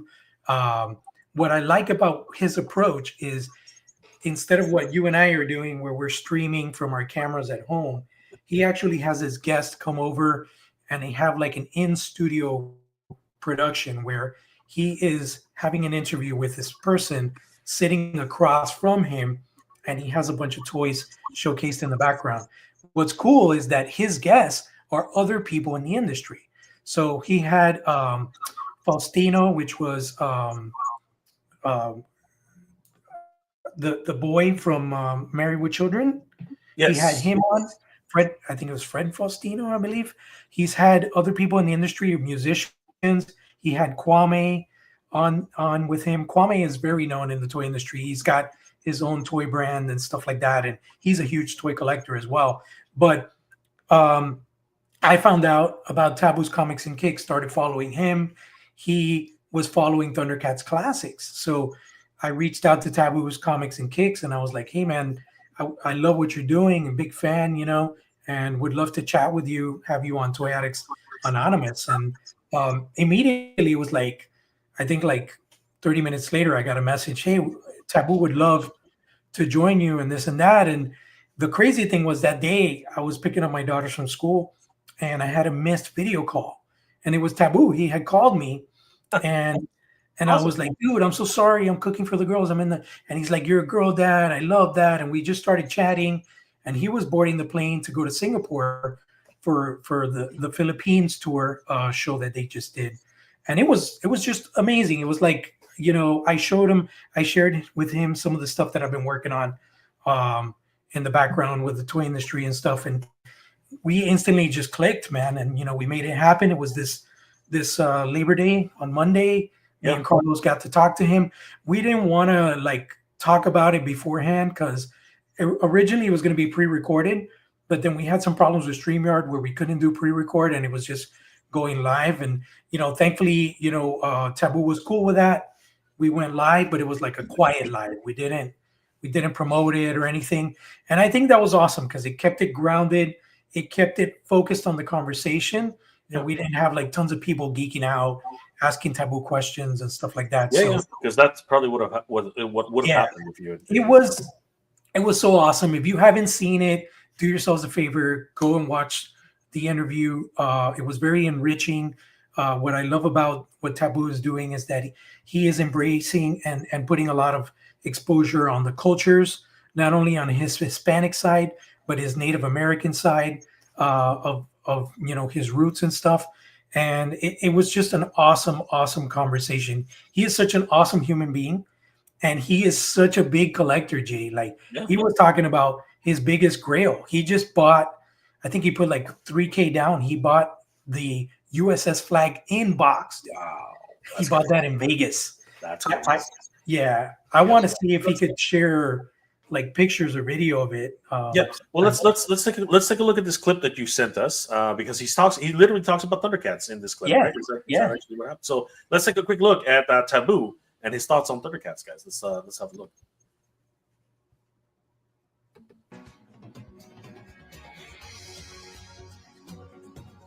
We're freaking, we're like the Thundercats. You know what I'm saying? We just keep chipping away. And I think the Thundercats is a perfect example of different cats coming together. Panthro being a panther, Chitara being a cheetah, and the twins being tigers. Tigra being a tiger, and the twins being who they are. It just brings this energy of different types of people coming together, and that's what Black Eyed Peas is. We're three different nationalities that came together to form this awesome team. Wow. I mean, that is incredible. Yeah, he's a big Thundercats fan, and it was just, yeah, like I said, I'm still pinching myself that happened, and I was so humbled and so appreciative of Taboo taking the time to talk to me and Carlos that day. And we would love to have him on again sometime soon. Maybe we can do something where we just focus on Thundercats and we can have him on with us on this channel. Yeah, that would be very, very cool. But he's right. You know what I mean? The Thundercats. And here's the thing. Here's the thing about 80s cartoons and cartoons in general. They weren't bogged down with the idea of people and races and types of things. It really was a sign of the times where people were people. You know what I mean? Like we were all just kids, and they showed representation in the proper way in my opinion, which is a whole bunch of freaking kids, different people, different kids playing with each other, fighting with each other, helping each other. There was the Wolos. The Wolos had a village. You know what I mean? The unicorn people, right? And the Thundercats united all of those people to actually, try and save Third Earth together. You know what I mean? It was crazy, right? It was a great show. And the thing is that the shows of the past really did, give that sort of energy that, we're all in this together. We're all in this we all live in this world, and there's room enough for all of us, man. And I love that message from Taboo. That's a great message that he yeah, for sure, man. So congratulations, JP. That was a wonderful. I watched the interview. It was very, very enlightening, very, very insightful as well. And the fact someone like Taboo is literally coming out and not caring that anybody cares that he is a toy collector. As a matter of fact, he's embracing it, right? And bringing in other what's it called?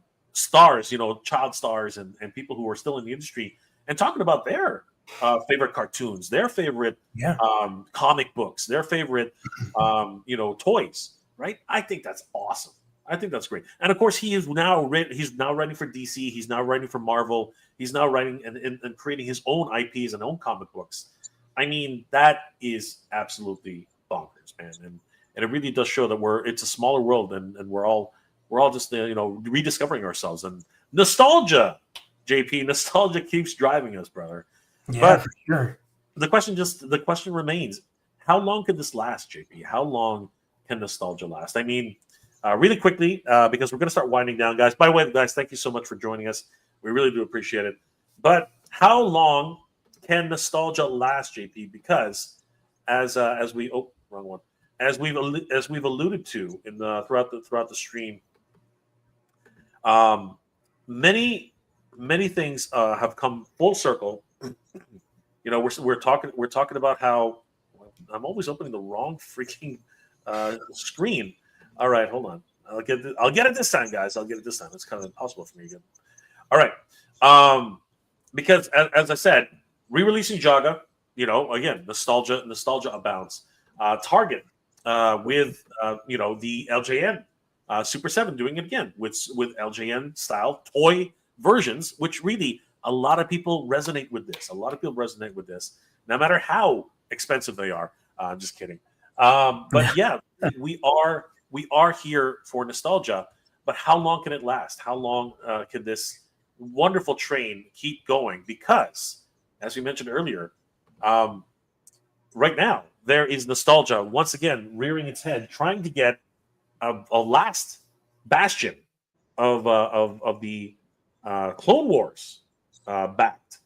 But this one seems to be limping along. JP, can you believe we only have 1 day left? 1 day, 8 hours, and 45 minutes for the LAT gunship, the Clone Wars gunship, and it's not looking good, JP. It is not looking good. Last check right now, with only 1 day and 8 hours and 45 minutes to go, they just reached their minimum. They just reached the halfway point 2 days ago, and now they're just at 5,797 backers of an 8,000 backer goal. It's prediction time, JP. What are your thoughts about the LAT gunship making its minimum funding and even getting produced? Are you other than the fact that we saw this at San Diego Comic-Con, what was your impression of this? Because I know what Carlos's impression of this, but what are your impressions of this gunship, and is it worth $449, $450 for this gunship? It is 20% bigger. I keep talking about it. Man, I think it's all about selection nowadays. As a huge Star Wars fan, which basically getting into toy collecting was all started with Star Wars for me. I had a lot of Star Wars figures growing up, but as the years have progressed, I would say in the last 10 years, I've been thinning out my Star Wars collection because the selection that's out there is just so limited. Everything is more like Disney Plus start type stuff. I'm more of like an OG kind of guy. And when they were actually teasing this at Comic-Con, I was excited because it was sand on this platform, right? So yep. I was like, oh man, they're doing a sand crawler. This is going to be awesome. That's exactly what I mean? I thought the same thing. And then they're like, psych, here's, a New Republic gunship. Look, here's the thing, man.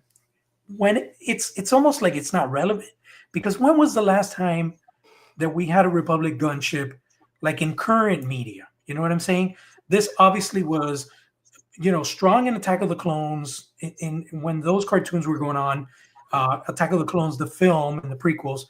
But currently, this has not been in media. So I'm wondering what was the driving force behind selecting this, because if it have been a sandcrawler, dude, that would have funded immediately. Pretty much.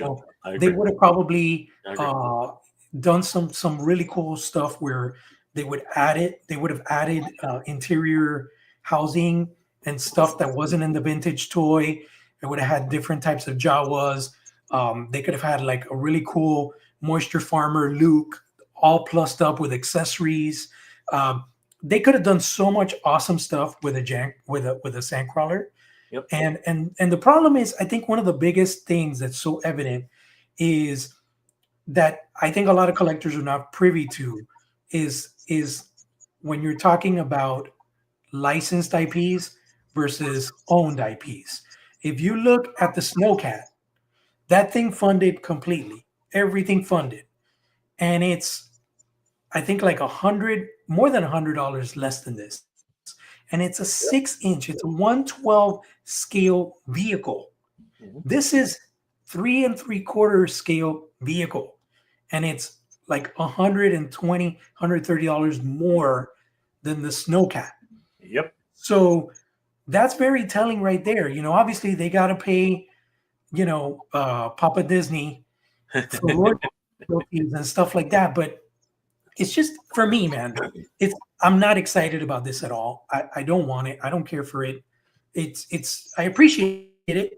I hope it get funds and stuff. But the Star Wars team has had a track record of really missing the target lately. They missed it with the Rancor. The Ghost funded because it was more timely with the media. We had those characters and that vehicle showcased in media recently. But this, man, this is not, it's just something, and I think a lot of Star Wars fans feel the same way. They're like, why is this so much more expensive than the Snowcat? And why couldn't you do an original trilogy vehicle? You know what I mean? I think that's really what it boils down to, man. Yeah, I hear you. But I think your earlier point too as well. The Snowcat, the G.I. Joe Snowcat, it funded well, right? But it was, and this is the thing about nostalgia, which we're talking about right now. It had a rocky road. It didn't actually reach minimum funding until the last week of its campaign, and it was only in the last 4 days that it finally did hit its mark and go freaking crazy. But this thing is beefy. It is solid. It actually, it's got like it rears up on its line on its hind wheels. You know what I mean? It's got one figure attached. Like all these accessories right off the hop. This thing is solid. Okay, and like you said, why did it do that? Like you said, this thing is $100 less, $125 less. This thing is $125 less, and it's a 6-inch scale vehicle. But I think the real situation here is that this has much more interesting options. This thing has much more interesting accessories. You know what, Danny, my friend Danny Green, our friend Danny Green, you know what he told me the other day? And he's absolutely right. He said, you know what? If you had included 6 more freaking clones with this thing, because that's what this is, it's a troop carrier. If you included 6 more freaking clones, a full battalion, right, as a standard offering, he said that's more interesting, but it's still overpriced. He said it's still overpriced, even with 6 more freaking clones. And you can see that that's what they're implying here. They're implying that you can load this up with a dozen clones. You know what I mean? But the thing is that this thing only comes with 2 clones. It only comes with 2 clones, and their big shtick right now, their big selling point at this stage, at the very final few days of this HasLab, is that it is 20% bigger. Who cares? Who cares? And you know what? Here's the other thing that a lot of people bring up. Why are you basing the asking price, right? Why are you basing the asking price of this off of the current market value for the original vintage version from the day, from 2010 or whatever it was, 2008, right? Why are you doing that, right? Why is it this costs a full whopping $125 more when it arguably has less plastic than the Snowcat? The Snowcat is a solid freaking vehicle, man. It is like, it's a chunk. You know what I mean? While this thing is gappy, this thing is like empty as F. This thing is there, like this. I mean, you could argue there's a plastic in there, that's fine. But I mean, this thing's hollow. You know what I mean? This thing is literally a hollow shell, right? It's crazy. You can't tell me that the engineering was there, right? I understand there's licensing involved, whatever. And as to why they brought this out, yeah, it is the 30th anniversary of Attack of the Clones. I think that's what it's supposed to be, right? But does anybody actually even care about Attack of the Clones as a movie? I mean, like, for me, it was the most regrettable out of all the prequel trilogies, because it was directed so poorly. The love story was terrible. Everything about it was absolutely horrid. Well, can't forget the most iconic scene, which that's probably one of the things I love the most, is Yoda finally busting out the lightsaber. Yeah, that saved the movie. That saved the movie, and they face off with Dooku, man. That was and they played it every single time after the movie was released, just to get people back in the theaters. So yes, 100%. Quick predictions before we actually start winding it down. JP, and it doesn't mean anything, but a really quick prediction. What do you think? Will this actually make its minimum funding? I mean, I want to support everybody and their toy collecting hobbies, and I want to be positive, but I don't think this is going to happen. And by it not happening, it could be a good thing, because I'm really surprised that the Rancor's failure didn't really kind of get the Wake them Star up. Wars team. Yeah, it should have been a big wake up call. And, you know, I think people want more original trilogy stuff. We want more good quality 6-inch Black Series stuff. While the vintage collection is great, and at its core, that's where Star Wars and Hasbro started. It was all 3 3/4. There's still a big market now for 1/12, and the fact they're not taking advantage of that is very sad. So I'm hoping it funds, but realistically, I don't think it will. So I'm going to be basically the same in terms of my overall guess. I actually do believe it will fund. I do believe it will fund, but I don't think it like right now. And I said the same thing about the Snowcat, so I could be completely wrong at this in the final few hours. But I think it might not reach its first stretch goal. I think it'll probably fund, but it probably won't reach its first stretch goal. And as far as value is concerned, that's terrible value. Yeah. You know what I mean? Like, this is absolutely, in my opinion, this is absolutely terrible, terrible value. And it is just the same MO that Hasbro has been going on. And you asked the question just now, shouldn't they have learned from the Rancor, right? That was way overpriced. It was literally taking advantage of the goodwill of the fans. And, you know, haven't they learned a lesson? The answer is no, they have not learned their lesson. They have not learned their lesson, and they continue to push that envelope of price. I mean, when the Engine of Vengeance came out, the very next and absolutely failed. The very next product that they released was well below what the original price was, what the comparable price was for the Engine of Vengeance, because it was Giant Man, I think, if I'm not mistaken. It was Giant Man, and he was at an incredibly affordable price of $250, as from what I remember. They dialed it all the way back, and the same thing was with this. When the Rancor failed, they tried. I think if memory serves, they tried to do the what was it called, the lightsaber, but that was a mistake, that was a complete mistake in and of itself. I think that was just absolutely ridiculous. The Ghost, as you said, I think it had the benefit of having them in current media with Ahsoka, right, and Harrison Dula, and of course huge fans of Rebels, the TV series, right, the cartoon, right. So everyone was riding high on that train, right. But even that was not cheap. That thing was upwards of $400, right? But it is huge. That thing was substantial. That thing was a great vehicle. This, on the other hand, is gappy. It's empty, right? It's 20% bigger. Who cares, right? It should not be priced at current market value. They should be looking for value first. And this, to me, just it does not carry its value. It just doesn't. So will nostalgia carry? I don't know. At this point, it's questionable. But we do have to remember that the G.I. Joe Snowcat did fund quite well in its last day. It was absolutely crazy. And even the Mattel Creations Snake Lair, it did fund. But there were a lot of questions. There were a lot of questions behind this. I'm just going to put this to the United States. There were a lot of questions behind this. Lord Pythonus didn't unlock, right? It did not, right? So and there's another question of value, right? Was the offering, for crying out loud, was the offering valuable enough to fans to get it unlocked? I tried my best to encourage people to get this, but it went from JP, it went from a gigantic playset, which was nearly the size of Eternia, right? And that was rumored to be at a price tag of $300.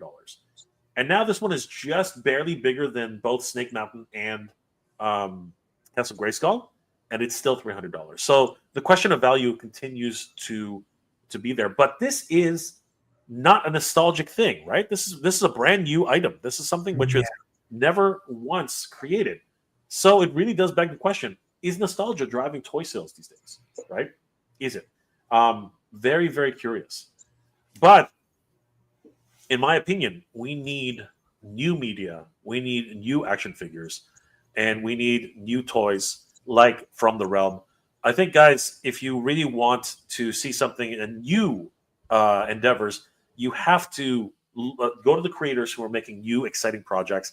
And this September 26th, 27th, 28th, you can see From the Realm in person, or at least talk to Carlos, who's going to be at Jolanta this September 26th, 27th, 28th. He's going to be there representing From the Realm. It's going to be a lot of fun hanging out with Carlos again. And guys, this is just a great toy line all around. JP, talk to us a little bit about this toy line and why this means so much to you. I mean, aside from being a huge Thundercats fan, you know, I've always been very enamored with horror and monsters. And, you know, this is something that I told myself, this was, I think it was about 3 years ago. I want to see if I can make some monsters. And the truth of the matter is, if you look at the toy industry nowadays, everything that's out there is an IP driven figure. So it's either like a Michael Myers or a Jason or a Freddy Krueger or a current horror IP. There's no original monster stuff. And also there's a lot of monsters that are iconic that I remember from my childhood that have not been represented in a toy form. So, you know, I got together with my buddy Eric Sosa and of course Carlos, and we talked about it. And you know, I came up with this concept From the Realm, and you know, the whole idea is to showcase a bunch of different monsters and creatures that are not necessarily IP driven, but are very recognizable through original IPs, and also building a universe with potential to do so many awesome and crazy designs like what you're seeing here. This is like the Demon Lord. This is going to be one of our deluxe offerings, which basically lends itself from the same body of the Bat Beast figure that we've already shown at Legion's Con and stuff like that. And yeah, being at Comic-Con, thanks to you and Near, Mad Hatter, you know, giving us the opportunity to talk in such an iconic location about our production and our plans. This right there being like that crazy design that Eric Sosa is doing.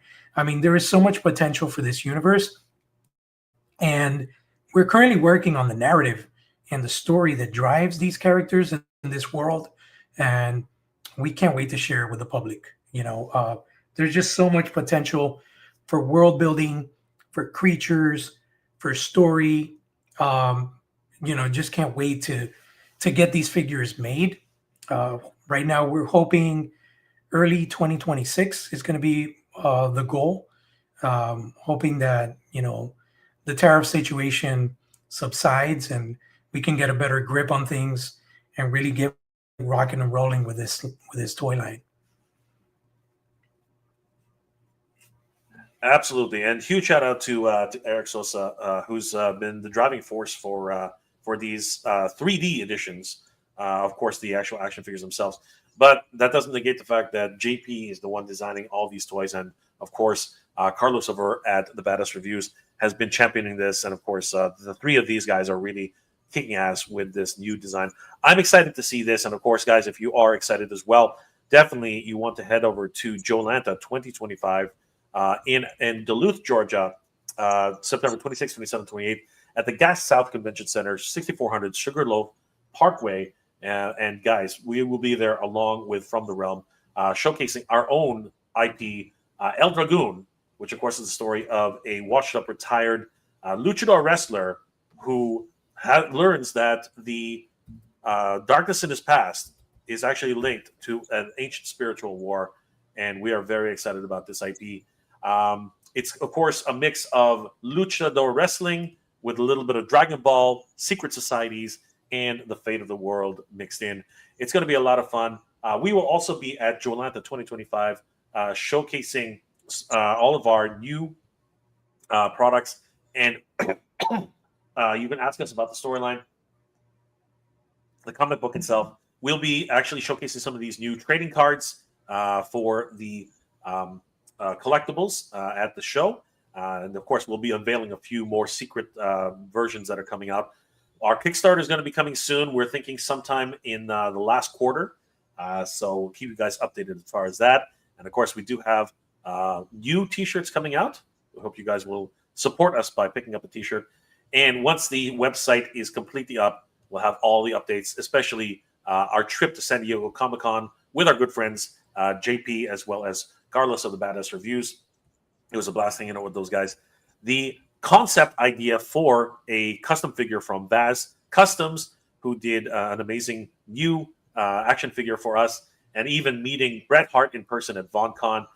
We talked a little bit about the concept for El Dragoon. He was actually pretty impressed. It was great seeing the excellence of execution, wrestling royalty for us Canadians up here, and of course all the other events that we've been going to showcasing El Dragoon.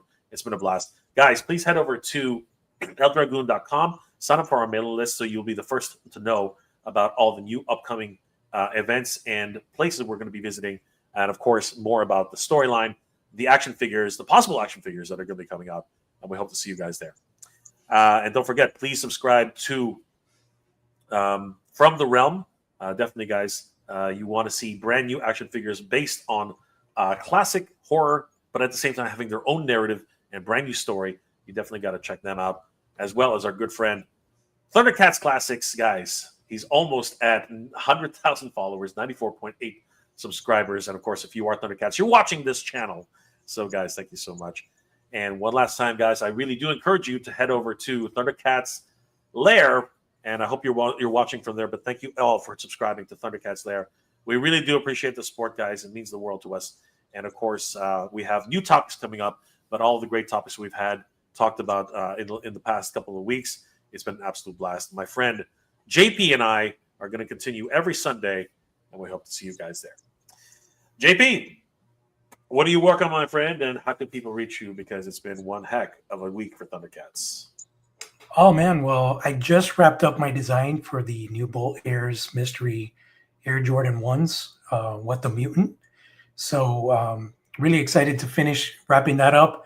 Working on something else that I'm going to be sending some people. Hopefully I can get some creative collaboration on a project that I want to do. And of course, getting some stuff ready for Joe Lanta. My buddy Carlos is going to be joining you guys over there. I'll be there in spirit and through media, but still very excited to get a lot of stuff cooking, working on a lot of From the Realm stuff, working on some El Dragoon stuff with Danny as well. So just staying busy, man, and taking every minute of my day to be as creative and as involved in the industry as possible. Excellent. Guys, remember, please subscribe to Thundercats Classics on Instagram. He's just doing incredible work. And of course, he's got something cooking. He can't really tell us what it is yet, but come New York Comic Con, which we actually do have a friend who's going. Michael over at Toy Habits actually got a press pass. Congratulations, oh, wow. Michael. Okay. So we are trying to figure out if it's possible somehow, by hook or by crook, that we can join Michael. But we will see what happens. But we will report on what it is that JP is very excited about, because I'm excited about it. But we can't tell you anything about it yet. So, guys, stay tuned here to Thundercats Cat's Lair for the latest on that. Last comments before we log off, everybody. TW, they probably had to think about the second wave of Thundercats versus Motu before the first wave was released. They didn't know if it would sell, so repaints are the easiest and cheapest to do. You say that. You say that. And yet the 2000X has 3 freaking lines. 3 freaking lines for the 2000X Thundercats. So, sorry, the 2000X Masters Universe. So, who knows? Anyway, I'm just hoping we see some mutants soon, because right now it's Skelraw versus everybody. It's crazy. It's crazy. Pedro Ribeiro. Here in Portugal, we never had Thundercats toys on stores like you guys did. That's why I don't have much nostalgia for them. That's unfortunate. Crazy. That's unfortunate, brother. I hope you can watch some episodes, look at some toys. I think you'll find them really, very, really, very exciting. We just had the cartoon series. Okay. Skeletor, what's going on, brother? Good to see you, man. Always good to see Skeletor. Always great to see the my brother from another mother, Skeletor. Adam TT, all the way from Greece. Wow. That's awesome, good to man. see you, brother. Holy crap. That's awesome. Thank you for joining us. And I hope that you are watching us from Thundercats Cat's Lair, because that would be excellent. Good to see you, brother. And Yojo C, peace to Yojo C. You know what? Just before we log off, I did want to show this really quickly. Skeletor actually sent us a really cool animation, and I put together a tiny little clip that I thought was fun. So you know what, JP? Let's just show this little clip from Skeletor, because I want to thank him for this little animation that he did for us. And I think it's a lot of fun, and I hope you guys will enjoy it too. Check it out, guys. Pardon me for a second. I'll just have to find it. Where'd it go? It's here somewhere. It is. Of course, now I'm looking for it. Hold on. I got it. All right, there we go. Mr. Gonzalez, El Dragon. There it is. All right, guys, take a look at this. This is a lot of fun. I think that you guys will appreciate this. And this song was written by our good friend Gilly Writes Comics. So, guys, I hope you enjoy it. Check it out.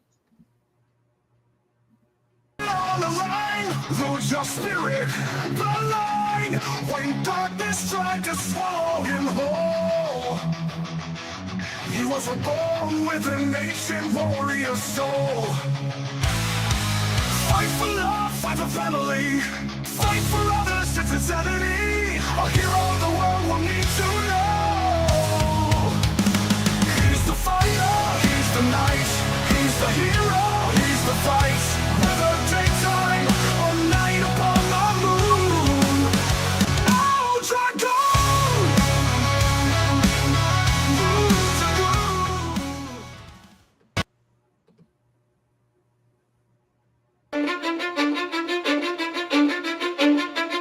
Cause I don't give a fuck what you say.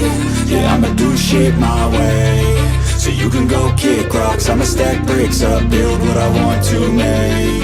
Yo, I got a lot of shit to say, so I'ma do this every day. I'll be writing things until I'm fucking buried in my grave. 6 feet deep under, but my body won't decay. Cause my messages are timeless, so they'll put them on display. Oh yeah, I rap with a certainty, I have a sense of urgency. A message for eternity, for everyone internally. I had some people burning me, but now they fucking learn to see I ain't the one to fuck with, now they looking nervously. And I don't really care what you think of me respectfully. You can kick rocks if you think you're fucking better, see. I will outwork you, turn you to an enemy. I'm 5'10", bitch, but I'm 10 feet. Cause I don't give a fuck what you say. Yeah, I'ma do shit my way. So you can go kick rocks, I'ma stack bricks up, build what I want to make. Huge shout out to Skeletor for those animations. He took some illustrations done by our artist Sebastian Navas, and really did some cool stuff. If you guys want to see the full versions of those animations, because they're actually much longer, head over to Skeletor on Instagram. The guy's doing amazing work, and we really do appreciate it. JP, thank you again for joining me this afternoon. It's been an absolute pleasure, my friend. Absolutely, man. As always. Yeah. Thank you so much. And thank you everybody that's watching, whether you're watching on Mega J's, you're watching on our channel. We're gonna be giving you a lot more content for Thundercats fans. We got tons of stuff to cover. So stay tuned for more. Absolutely. And guys, we hope to see you next week, Sunday, and of course, more episodes to come. Let's sign off. JP, 3 thunders, because we're always doing something weird. Ready? 1, 2, 3. Thunder. Thunder. Thundercats. Ho! Thanks, guys. We hope to see you next week. And of course, have a great weekend. Take care. Have a good one, guys.